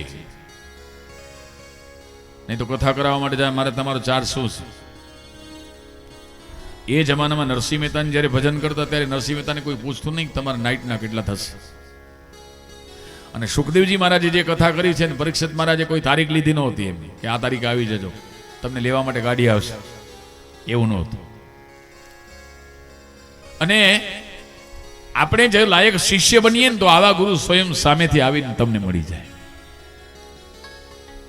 એનું કારણ શું છે કે આપણે શિષ્ય બનતા નથી, આપણે ગુરુને બનાવીએ. ઘણા એમ કે મેં ગુરુ બનાવ્યા. ગુરુ નથી બનાવ્યા, ગુરુને બનાવ્યા છે. ગુરુની કઈ વાત તે માની બોલો? દીક્ષા લઈએ પછી એના બધા સંસ્કાર જે આપણને ગુરુજી આપે આપણે બધા ગ્રહણ કરવા જોઈએ, અને એ તો આપણે ગ્રહણ કરતા નથી. આપણે કંઠી પહેરી લીધી એનો મતલબ એ નથી કે આપણે શિષ્ય બની ગયા. પણ ગુરુજી રાજી થાય એવું કંઈક કરી બતાવીએ તો કંઠી પહેરી યોગ્ય છે. અને એ અરસામાં વેદવ્યાસજીને લાગ્યું કે કોઈ એવું સુપાત્ર નથી કે જેને આવી કથા આપું, કારણ કે આ કથા તો બહુ જ્ઞાનથી ભરેલી છે ને કોઈ એમાં ધન ભેગું કરવા માટે લાગી જશે. તો એક જમાનો હતો કે લોકો પૈસા વાપરવા માટે કથા કરતા. અત્યારે ઘણી જગ્યાએ પૈસા ભેગા કરવા માટે કથા થાય, પણ પૈસા ભેગા કરવાનું સાધન નથી, વાપરવાનું સાધન. હવે ઊંધું થઈ ગયું. રૂપિયા જોઈએ છે, આ બનાવવું શું કરીશું? કથા કરો. અરે કથા રૂપિયા ભેગા કરવાનું સાધન નથી. કથા તો રૂપિયા વધ્યા હોય તો પછી વાપરવાનું સાધન. પણ કોણ રૂપિયા વાપરવા કોઈ કથા કરે છે? પણ આ કથા છે એવી ધન વાપરવા માટેની કથા છે.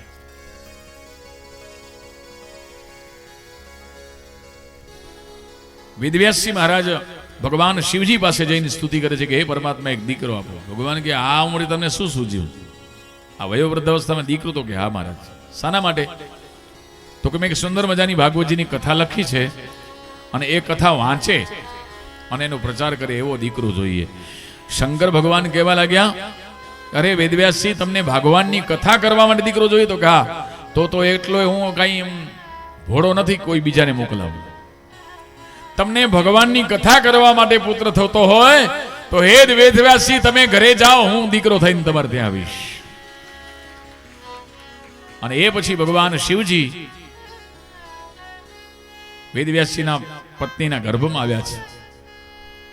કહેવાય છે કે 16 વર્ષ સુધી માના ગર્ભમાં રહ્યા છે. ભગવાનનું પ્રાગટ્ય થતું નથી. સ્વયં ભગવાન વિષ્ણુ આવ્યા અને સ્તુતિ કરી છે કે હે પરમાત્મા, યોગેન્દ્રાય નમસ્તસ્મૈ શુકાય બ્રહ્મરૂપિણે સંસાર સર્વદષ્ટમ યો વિષ્ણુરાતમમુચત. હે મહારાજ, તમે પ્રગટ થાઓ. તો કે મહારાજ બહાર આવું. અંદર ગર્ભમાંથી જવાબ આપ્યો કે બહાર આવું ને તો તમારી માયા મને પકડી. ભગવાને કહ્યું તમે ચિંતા ન કરો, મારી માયા તમને નહીં સતાવે, તમે પ્રગટ થાઓ. અને તરત જ ભગવાનનું આમ કેવું અને સુખદેવજી મહારાજ માતાના ગર્ભમાંથી પ્રગટ થયા છે. બોલીએ સુખદેવજી મહારાજ કી જય. હવે સુખદેવજી મહારાજ ભાગવતજીમાં લખેલું છે કે જન્મ લેતાની સાથે જ ચાલવા લાગ્યા છે. વેદવ્યાસજી હે પુત્ર, હે પુત્ર, હે પુત્ર કરતા પાછળ પાછળ દોડ્યા છે. સુખદેવજીની દ્રષ્ટિ જમીન ઉપર છે. અને ભાગવતજીમાં લખેલું છે કે સુખદેવજી રૂપાળા બહુ છે.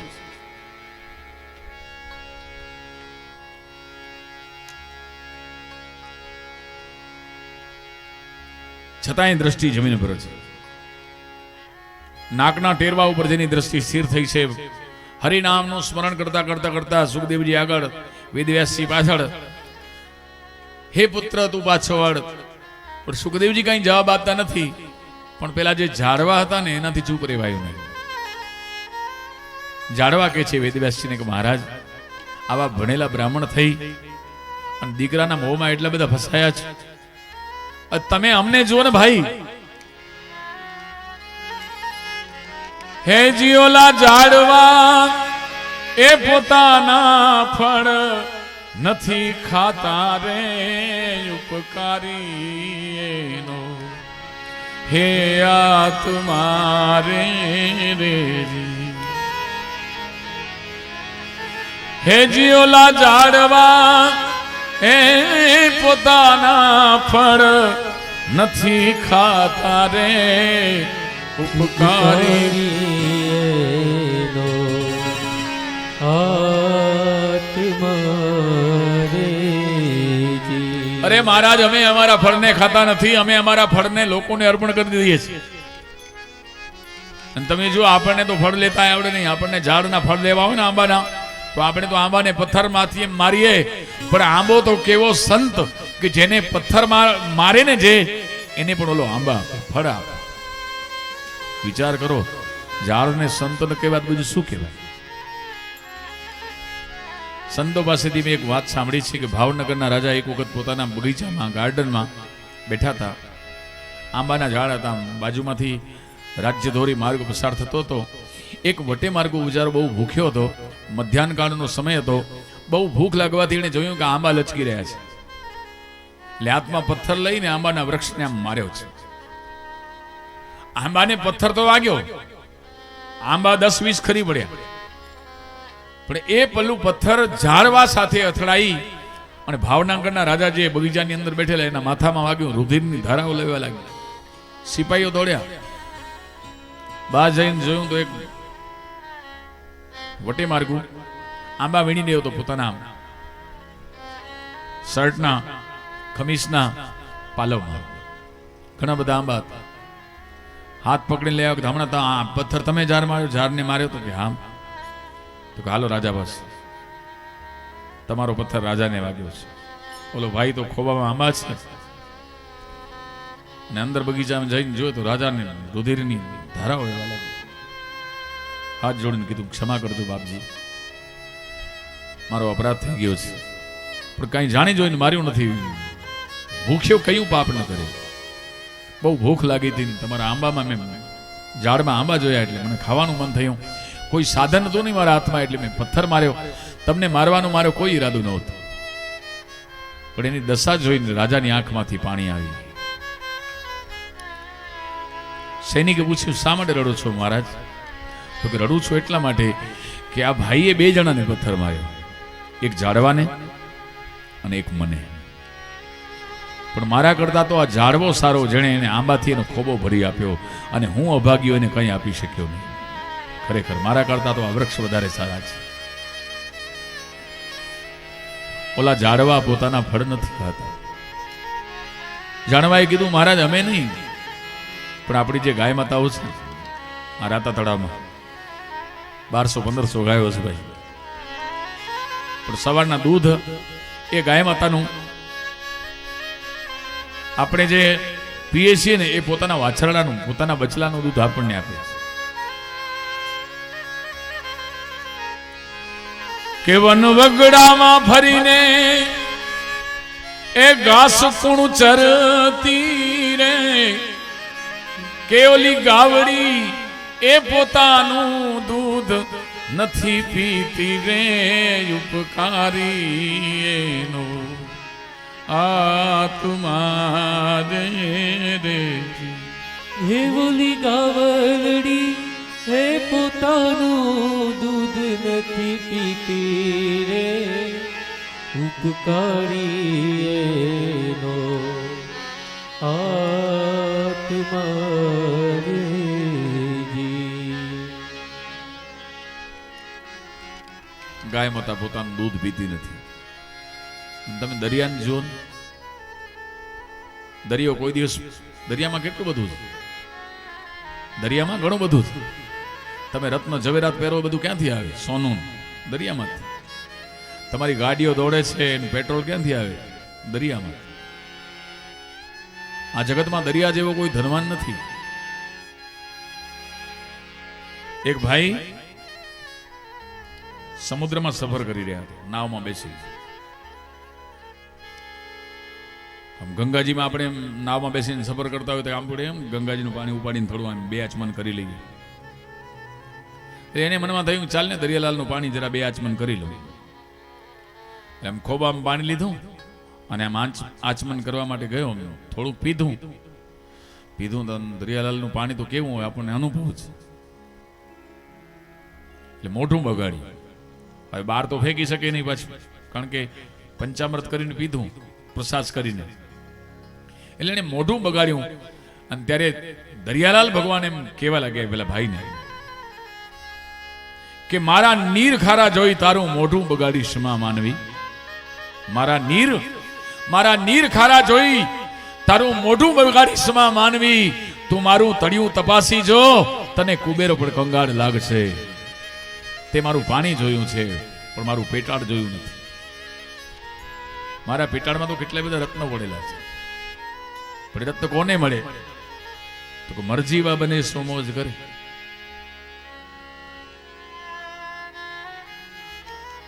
વાત એવી છે કે સંસાર રૂપી સમુદ્ર છે, એમાં ભગવાનના નામ રૂપી હીરો પડ્યો છે, અને આપણે એ હીરાને આપણે ભાવ પૂછતા નથી, આપણે પગ દબાવીને હાલ્યા છીએ. પણ આ જે સંતો જે આવ્યા છે ને, એ સંતો એ હીરાને પકડી લે છે.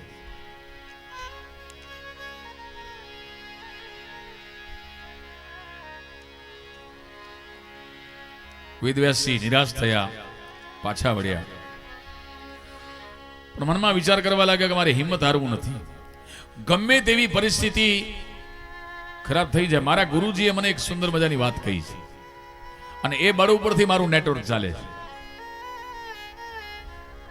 જેને હું ગુરુ માનું છું, એમણે મને એક બહુ સુંદર મજાનું સૂત્ર આપેલું છે જીવનમાં, કે પરિસ્થિતિ ગમે એટલી પણ વિકટ થઈ જાય, પણ હિંમત કોઈ દિવસ હારવી નહીં. તારે સામનો જ કરવાનો. ગમે એટલી પરિસ્થિતિ વિપરીત હોય પણ ગભરાવું નહીં કોઈ દિવસ. અમારા ગુરુજીએ મને મંત્ર આપ્યો છે, અને એની સાથે એક શેર બોલીને મને સમજાવ્યો છે કે શીખી લેજે દીકરા, જીવનમાં તમે સાંભળજો, તમને કામ લાગશે. કે કદમ જેના અસ્થિર હોય એને કદી રસ્તો નથી જડતો. કદમ જેના અસ્થિર હોય એને કદી રસ્તો નથી જડતો, પણ અડગ મનના મુસાફિરને હિમાલય પણ નથી નડતો. જેનું મનોબળ દ્રઢ છે ને, એને હિમાલય પણ કઈ કરી શકે, એ ઓળંગી જાય. કદમ જેના અસ્થિર હોય એને રસ્તો નથી જડતો, પણ અડગ મનના મુસાફિરની હિમાલય પણ નથી નડતો. મનોબળ જેનું મજબૂત હોય ને કોઈ કઈ કરી શકે, એનું કાર્ય પાર કરીને જ જાય.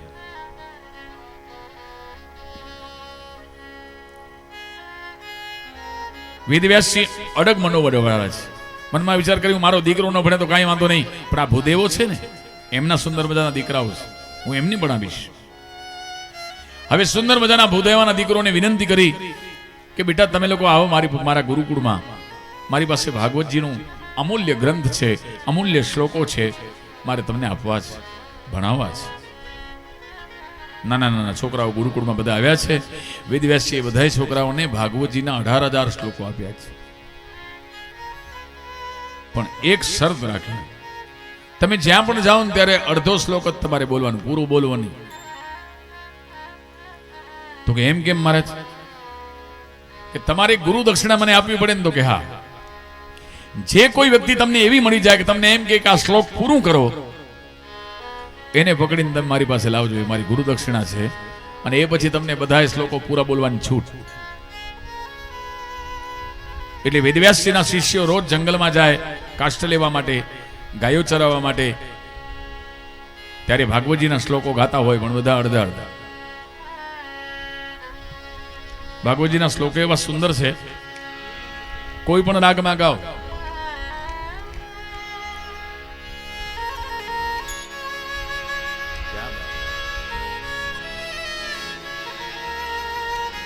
પહેલો શ્લોક શિવરંજનીમાં. શિવરંજની એટલા માટે કે સુખદેવજી મહારાજ શિવના રૂપ છે, શિવનું રંજન કરવું છે, અને સુખદેવજી મહારાજને શોધવા માટે આ શ્લોકો ગવાઈ રહ્યા છે.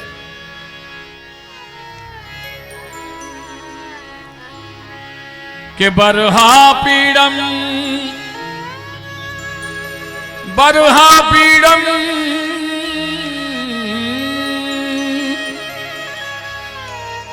બરહાપીડમ નટવર વપુ કર્ણયો કર્ણિકારમ બિભ્રદવાસ કનક કપિશમ બિભ્રદવાસ કનક કપિશમ વૈજયંતીમ ચ માલા. બરહાપીડમો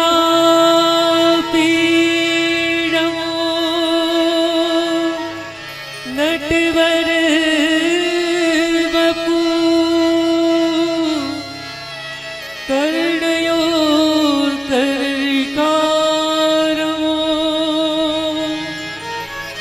બિભ્રદવાસ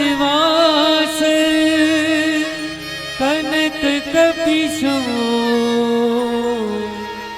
વિજયનો તિંચે માલા. શ્લોકની સરવણી આમ વાતાવરણમાં ગુંજી નો નાદ થયો. સુખદેવજી મહારાજ સમાધિમાં હતા અને શ્લોક સાંભળ્યો અને જાગ્યા.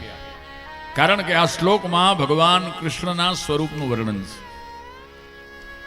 ભગવાનનું એક ઉપનામ છે નટવર. ભગવાન શંકરને નટરાજ કહેવાય છે. નટમાં જે રાજ, નટ એટલે એક્ટર. એક્ટરોમાં જે મુખ્ય હોય એને શું કહેવાય? રાજા. અને એવા ઘણા બધા રાજાઓ હોય, એ રાજાઓમાં સર્વથી શ્રેષ્ઠ હોય વરને શ્રેષ્ઠ કહેવાય. નટવર. ભગવાન કૃષ્ણ નટવર છે. નટ એટલે એક્ટર. કારણ કે એક્ટિંગ કરવામાં 3 વિભાગ આવે. એક ગાવું, એક વગાડવું, અને ગાતાય ના આવડે ને વગાડતા ના આવડે તો પછી કે નાચો. યા તો ગાઓ, યા તો વગાડો, યા તો નાચો. તો કે મહારાજ અમને તો કાંઈ નથી આવડતું. તો કે કાંઈ વાંધો નહીં, સાંભળો. કોઈ નાચે છે, કોઈ ગાય છે, કોઈ વગાડે છે, તમે ધ્યાનથી જુઓ, સાંભળો. કાનમાં કણેરનું પુષ્પ છે અને વૃંદાવનમાં વિહાર કરે છે ભગવાન બાંકી બિહારી. સુખદેવજી મહારાજ પ્રગટ થઈને પૂછવા લાગ્યા કે મહારાજ, આ શ્લોક તમે અધૂરો કેમ બોલ્યો? કેમ? કે આ રામ છે કે કૃષ્ણ? તેનું કારણ તમે જે વર્ણન કર્યું રામનું, અને પછી એમ કીધું તમે કે કરણ્યો કર્ણિકારમ. કાનમાં કણેરનું પુષ્પ ભગવાન રામ રાખે નહીં, કૃષ્ણ રાખે. અને ગોપીઓને મધ્યમાં તો ભગવાન કૃષ્ણ જ હોય. પણ તમે સ્વરૂપને હજુ અડધું, કારણ કે માથે મોર પીંછ અને હાથમાં જ્યાં સુધી વાંસળી ના આવે ત્યાં સુધી સ્વરૂપ અધૂરું છે. એટલે સુખદેવજીને મહારાજને શિષ્યો પૂછવા લાગ્યા, મહારાજ તમને આ શ્લોક ગમ્યો? તો કે હા, બહુ સુંદર છે, પણ પૂરું કરો તમે. તો કે મહારાજ પૂરું કરીએ, પણ અમારી શરત છે. શું? અમારા ગુરુજી પાસે તમારે આવવું પડશે. અમારા ગુરુજી અમને કીધું કે જે તમને કોઈ એમ કે આ શ્લોક પૂરો કરો એને પકડીને મારી પાસે લાવજો. કારણ કે વેદવ્યાસજીને ખબર હતી કે મારો દીકરો જ પૂછી શકે, બીજા કોઈની તાકાત નથી. એને જ ખબર પડે કે આ શ્લોક અધૂરો છે. સિંહના દીકરા સિંહ હોય, બકરીનો દીકરો સિંહ થાય? ન થાય. સિંહનો દીકરો સિંહ જ હોય. અને બાકર બચ્ચા લાખ, લાખે બિચારા, શિયાળ બચ્ચું એક, એક હજારા. સિંહને કઈ ઝુંડની જરૂર પડે ને, એકલો ફરતો હોય. ટોળા બકરા ના હોય. સિંહના વાળા હોય કોઈ દિવસ? એને કોઈ બીજા સિંહની જરૂર પડી કે તું આવતો આપણે શિકાર કરીએ? બોલો, એકલો ફરતો હોય. વેદવ્યાસજીના પુત્ર છે સુખદેવજી મહારાજ. બહુ સુંદર શ્લોક છે. પૂરો કરો, હું તમારી જોડે આવવા તૈયાર છું. અને ત્યારે શ્લોક પૂરો કર્યો છે કે રંધ્રાન વેણો રધર સુદયા, રંધ્રાન વેણો રધર સુદયા, પૂરયન ગોપવૃંદૈ. રુદ્રારણ્યમો સ્વપદે રમણો પ્રવિશદ ગીત કીર્તિ.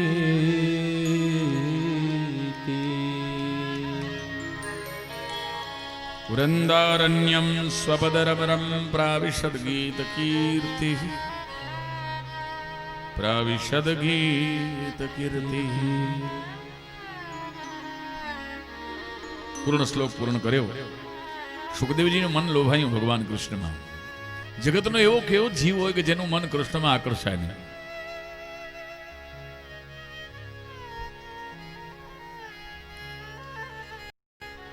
ભગવાનનું નામ મોહન છે. મોહન એટલે મોહન, મોહિત કરી નાખે એવા.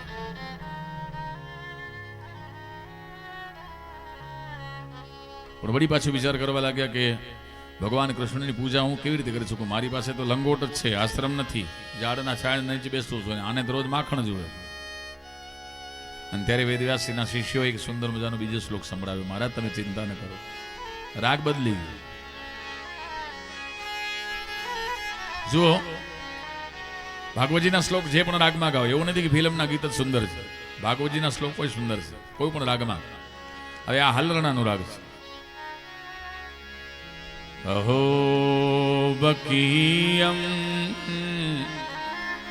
સ્તનકાલકૂટમ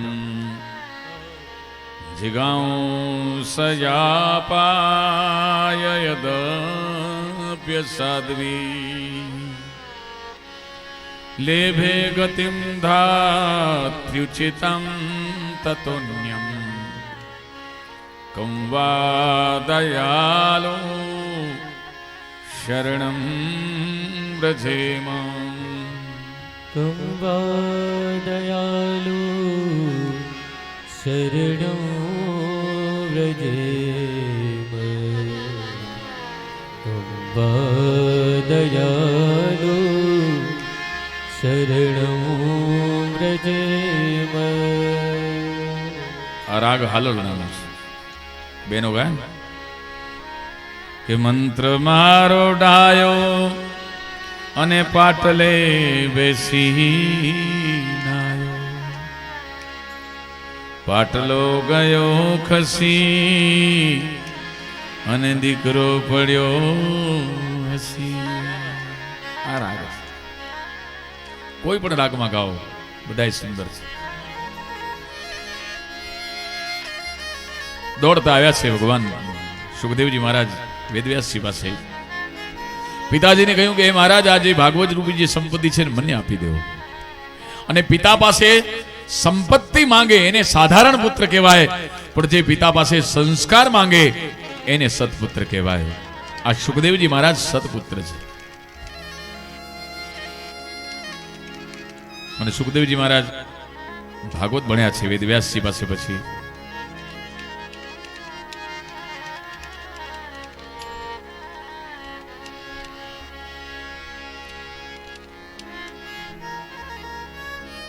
એ પછી ભાગવતજીનો પ્રારંભ થાય છે. ભાગવતજીનો પ્રારંભ એવું છે કે જ્યાં મહાભારતની પૂર્ણાહુતિ છે ત્યાંથી જ ભાગવતનો પ્રારંભ થાય છે. ભીમની ગદાથી જેના વૃક્ષ સ્થળ ભાગી ગયું છે એવું દુર્યોધન યુદ્ધના મેદાનમાં પડ્યા છે. અને અશ્વત્થામાં પૂછે છે કે મહારાજ, તમારા પ્રાણ કેમ નીકળતા નથી? બહુ તમને પીડા થાય છે, હું જોઈ રહ્યો છું. દુર્યોધને કહ્યું કે અશ્વત્થામાં જ્યાં સુધી 5 પાંડવો જીવિત છે ને ત્યાં સુધી મારા પ્રાણ નહીં જાય. અશ્વત્થામાએ કીધું કે હું બ્રાહ્મણ છું, તમારું ઋણ છે મારા પર, મેં તમારું અન્ન ખાધું છે. તમને વચન આપું છું કે આજનો સાંજનો સૂર્ય અસ્ત થાય એનાથી પહેલા, કાલનો સૂર્ય ઉગે એના પહેલા 5 પાંડવોના મસ્તક કાપીને તમારા ચરણમાં ના રાખું તો મારું નામ અશ્વત્થામા નહીં. વિશ્વાસથી કહું છું, તમે ચિંતા ન કરો, રાત થવા દો. અને કહેવાય છે કે અશ્વત્થામા રાત્રિના સમયમાં પાંડવોના પંડાલમાં આવ્યા છે.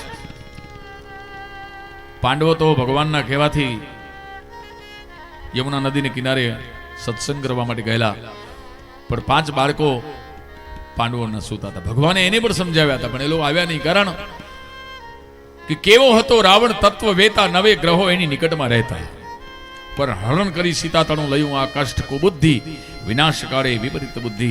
જેનું કાળ નજીક હોય એને કોઈ સમજાવી શકે નહીં. ભગવાને બહુ સમજાવ્યું પણ સમજ્યા નહીં. પંડાલમાં સૂતા છે. અશ્વત્થામાં આવ્યા રાત્રિના સમયમાં, ખડગ લઈ આ દ્રૌપદીના 5 બાળકોનું મસ્તક કાપી નાખ્યું. ઉત્તરીય વસ્ત્રમાં ભરી દુર્યોધનને જઈને કહેવા લાગ્યો કે લે આ પાંડવોના મસ્તક. અને દુર્યોધન જોયું તો આ તો અર્જુનના બાળકો 5, દ્રૌપદીના 5 દીકરા.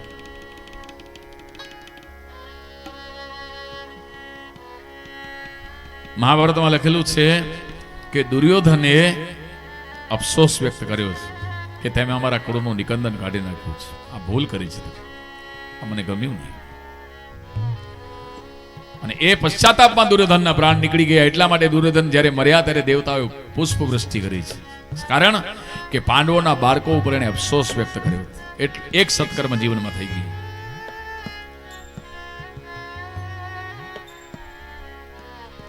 પછી તો અશ્વત્થામાને પકડીને લાવ્યા છે દ્રૌપદીની સામે. ત્યારે ઉવાચ ચા સહંતસ્ય બંધનાનયનમ સતી મુચ્યતામ મેષ બ્રાહ્મણો નિતરામ ગુરુ. દ્રૌપદી કહેવા લાગ્યા મુચ્યતામ છોડી દો આ બ્રાહ્મણો આપણા ગુરુદેવ છે. બ્રાહ્મણનો દીકરો ગમે તેવો અપરાધ કરે ને તો એને મારાય નહીં કોઈ દિવસ, એના ઉપર હાથ ન ઉપાડાય. ગમે તેવો અપરાધ કરે એને સમજાવાય. 3 રીત બતાવી ભગવાને કે એની શિખાનું છેદન કરો, સભાનો ત્યાગ કરાવો અને એની પાસે જે મણી છે લઈ લો તો એનું મરણ થયું કહેવાશે, એને મારવું નહીં. પણ અર્જુને એવી પ્રતિજ્ઞા કરી હતી કે જો એને મારું નહીં તો મારે મરું, હું આત્મહત્યા કરું. હવે મૂંઝાયા અર્જુન, હવે શું કરવું મારે? પણ જગતની એવી કોઈ સમસ્યા નથી કે જેનો ઉત્તર ભગવાન કૃષ્ણ પાસે ન હોય. કવિ કાગે લખ્યું છે કે કંસ શિશુપાલ કૌરવ અને યાદવો ભીષ્મને દ્રોણ જમરાજ જેવા, અને એ સર્વનો ફેસલો એક હાથે લખ્યો, કહો કલમમાં કૃષ્ણજી કુશલ કેવા. કુશળ થઈ કંઈક ભણતર ભણ્યો માનવી, અને જળ પવનની કાઢે કસોટી, પણ ઈશની કોરટે જ્યાં ચડ્યો માનવી, ત્યાં એની ભણેલી સર્વ વિદ્યા નકામી.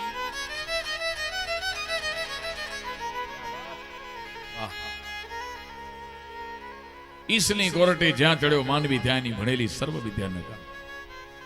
ગમે તેવો ભણેલો માણસ હોય પણ એમાં એની કારી કામ કરે નહીં. એક માણસ બહુ હોશિયાર હતો, શિલ્પકાર હતો.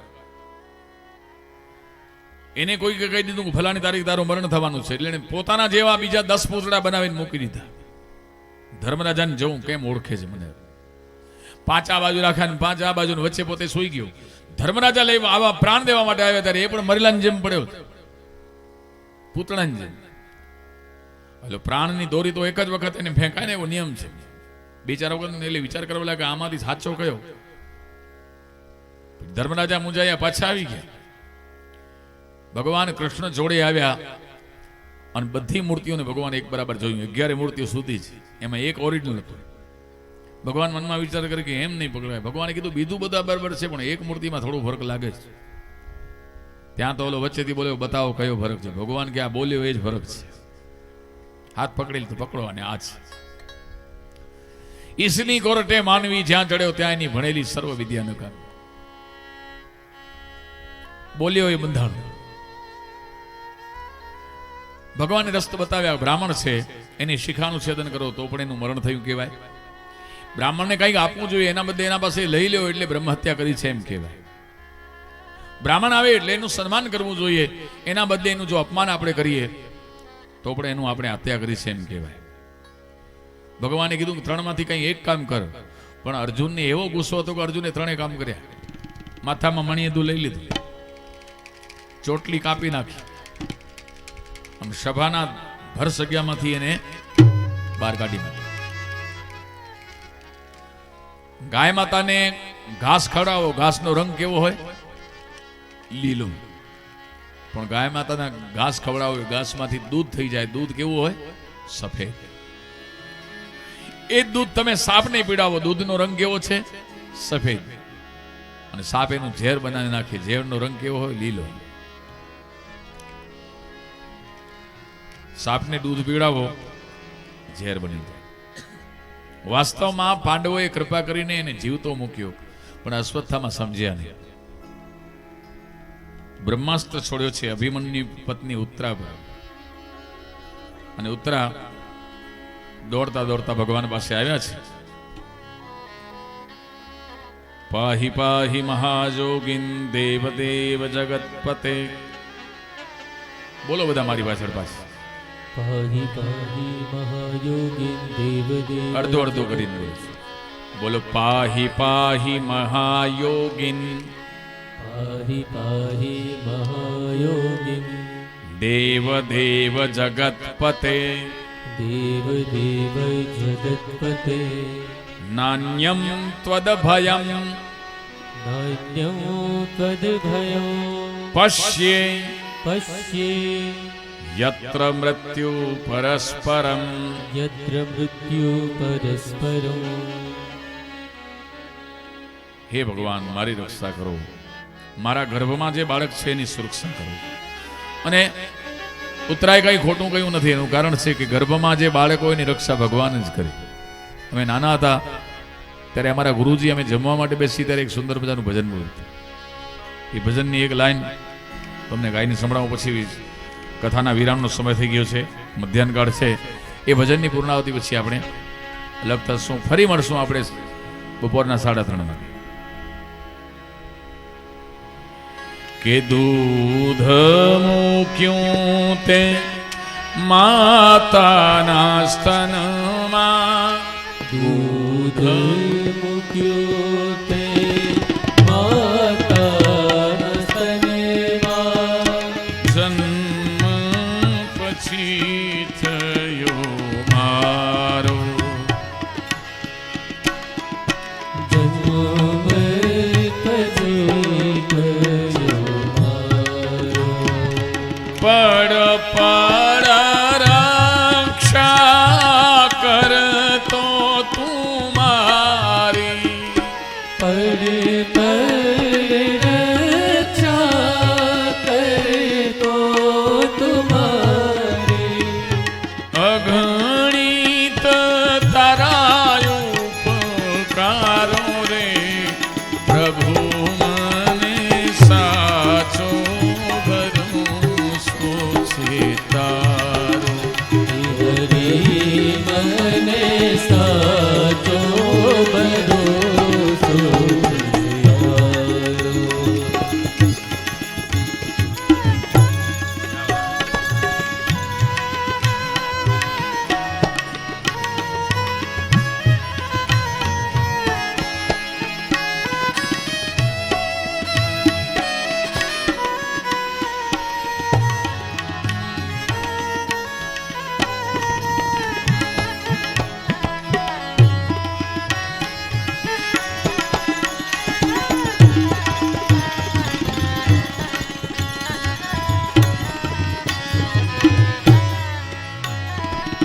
અન્ન નિર્માણ કર્યું મારા માટે, નિર્માણે કર્યું મારા માટે, વૃક્ષ વનસ્પતિ સર્જ્યા, વૃક્ષ વનસ્પતિ સર્જી, ફળ ફૂલ સુંદર મૂક્યા એના પર, ફળ ફૂલ સુંદર મૂક્યા એના પર, કરુણાનો તું કરનારો રે પ્રભુ, મને સાચો ભરોસો છે તારો. હરી મને સાચો ભરોસો તારો.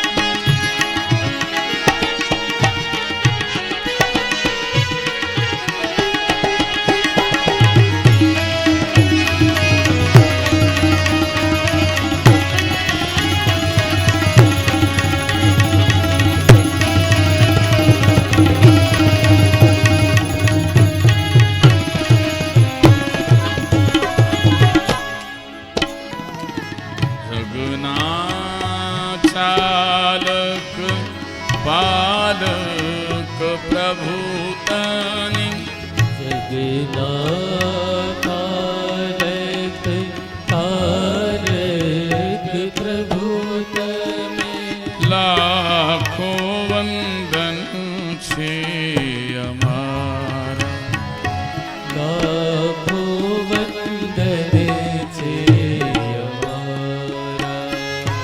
જીવન મૂક્યું મેં તારા ચરણે, જીવન મૂક્યું મેં જયા હવે પછી તારો રે પ્રભુ મને સાચો ભરોસો છે તારો, હરી મને સાચો ભરોસો છે તારો. શ્રી વલ્લભ વિઠ્ઠલ ગિરધારી યમુનાજીની બલિહારી. શ્રી વલ્લભ વિઠ્ઠલ ગિરધારી યમુનાજીની બલિહારી. શ્રી વલ્લભ વિઠ્ઠલ ગિરધારી યમુનાજીની બલિહારી. વલ્લભ વિઠ્ઠલ ગિરધારી યમુનાજીની બલિહારી. યમુનાજીની બલિહારી શ્રીનાથજીની બલિહારી. યમુનાજીની બલિહારી શ્રીનાથજીની બલિહારી. યમુનાજીની બલિહારી શ્રીનાથજીની બલિહારી. યમુનાજીની બલિહારી શ્રીનાથજીની બલિહારી. શ્રી વલ્લભ વિઠ્ઠલ ગિરધારી યમુનાજીની બલિહારી. શ્રી વલ્લભ વિઠ્ઠલ ગિરધારી યમુનાજીની બલિહારી.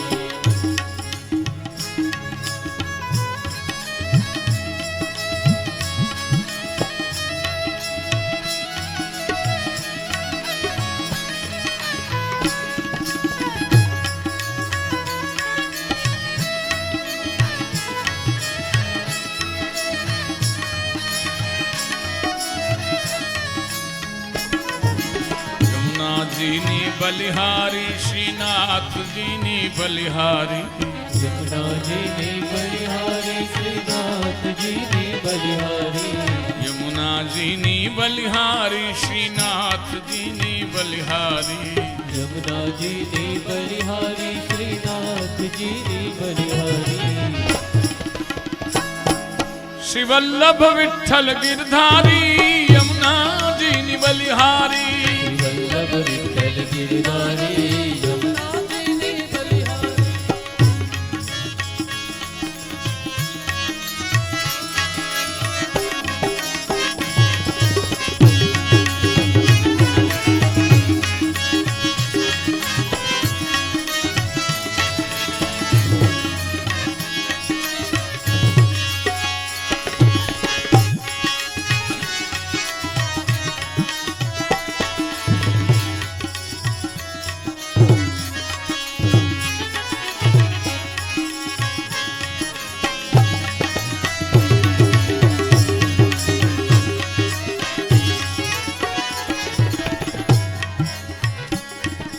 મહાપ્રભુજીની વાણી એ વૈષ્ણવજનની સરવાણી. यह प्रभु जिनि वाणी हे वैष्णव जननी सर्वाणी. શ્રી મહાપ્રભુજીની વાણી એ વૈષ્ણવજનની સરવાણી. श्री महाप्रभु जिनि वाणी हे वैष्णव जननी सर्वाणी. શ્રી વલ્લભ વિઠ્ઠલ ગિરધારી યમુનાજીની બલિહારી. श्री वल्लभ विठ्ठल गिरधारी यमुनाजीनी बलिहारी.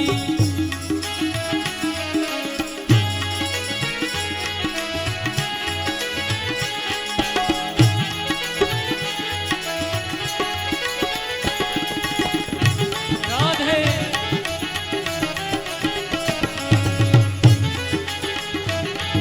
जय हो.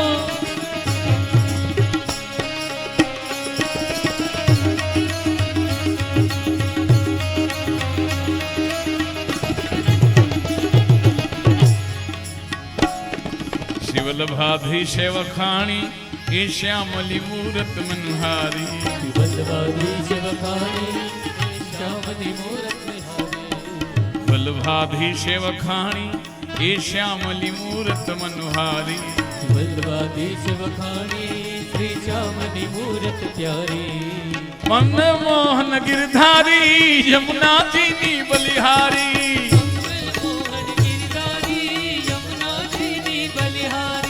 મંગલ મોહન ગિરધારી યમુનાજીની બલિહારી.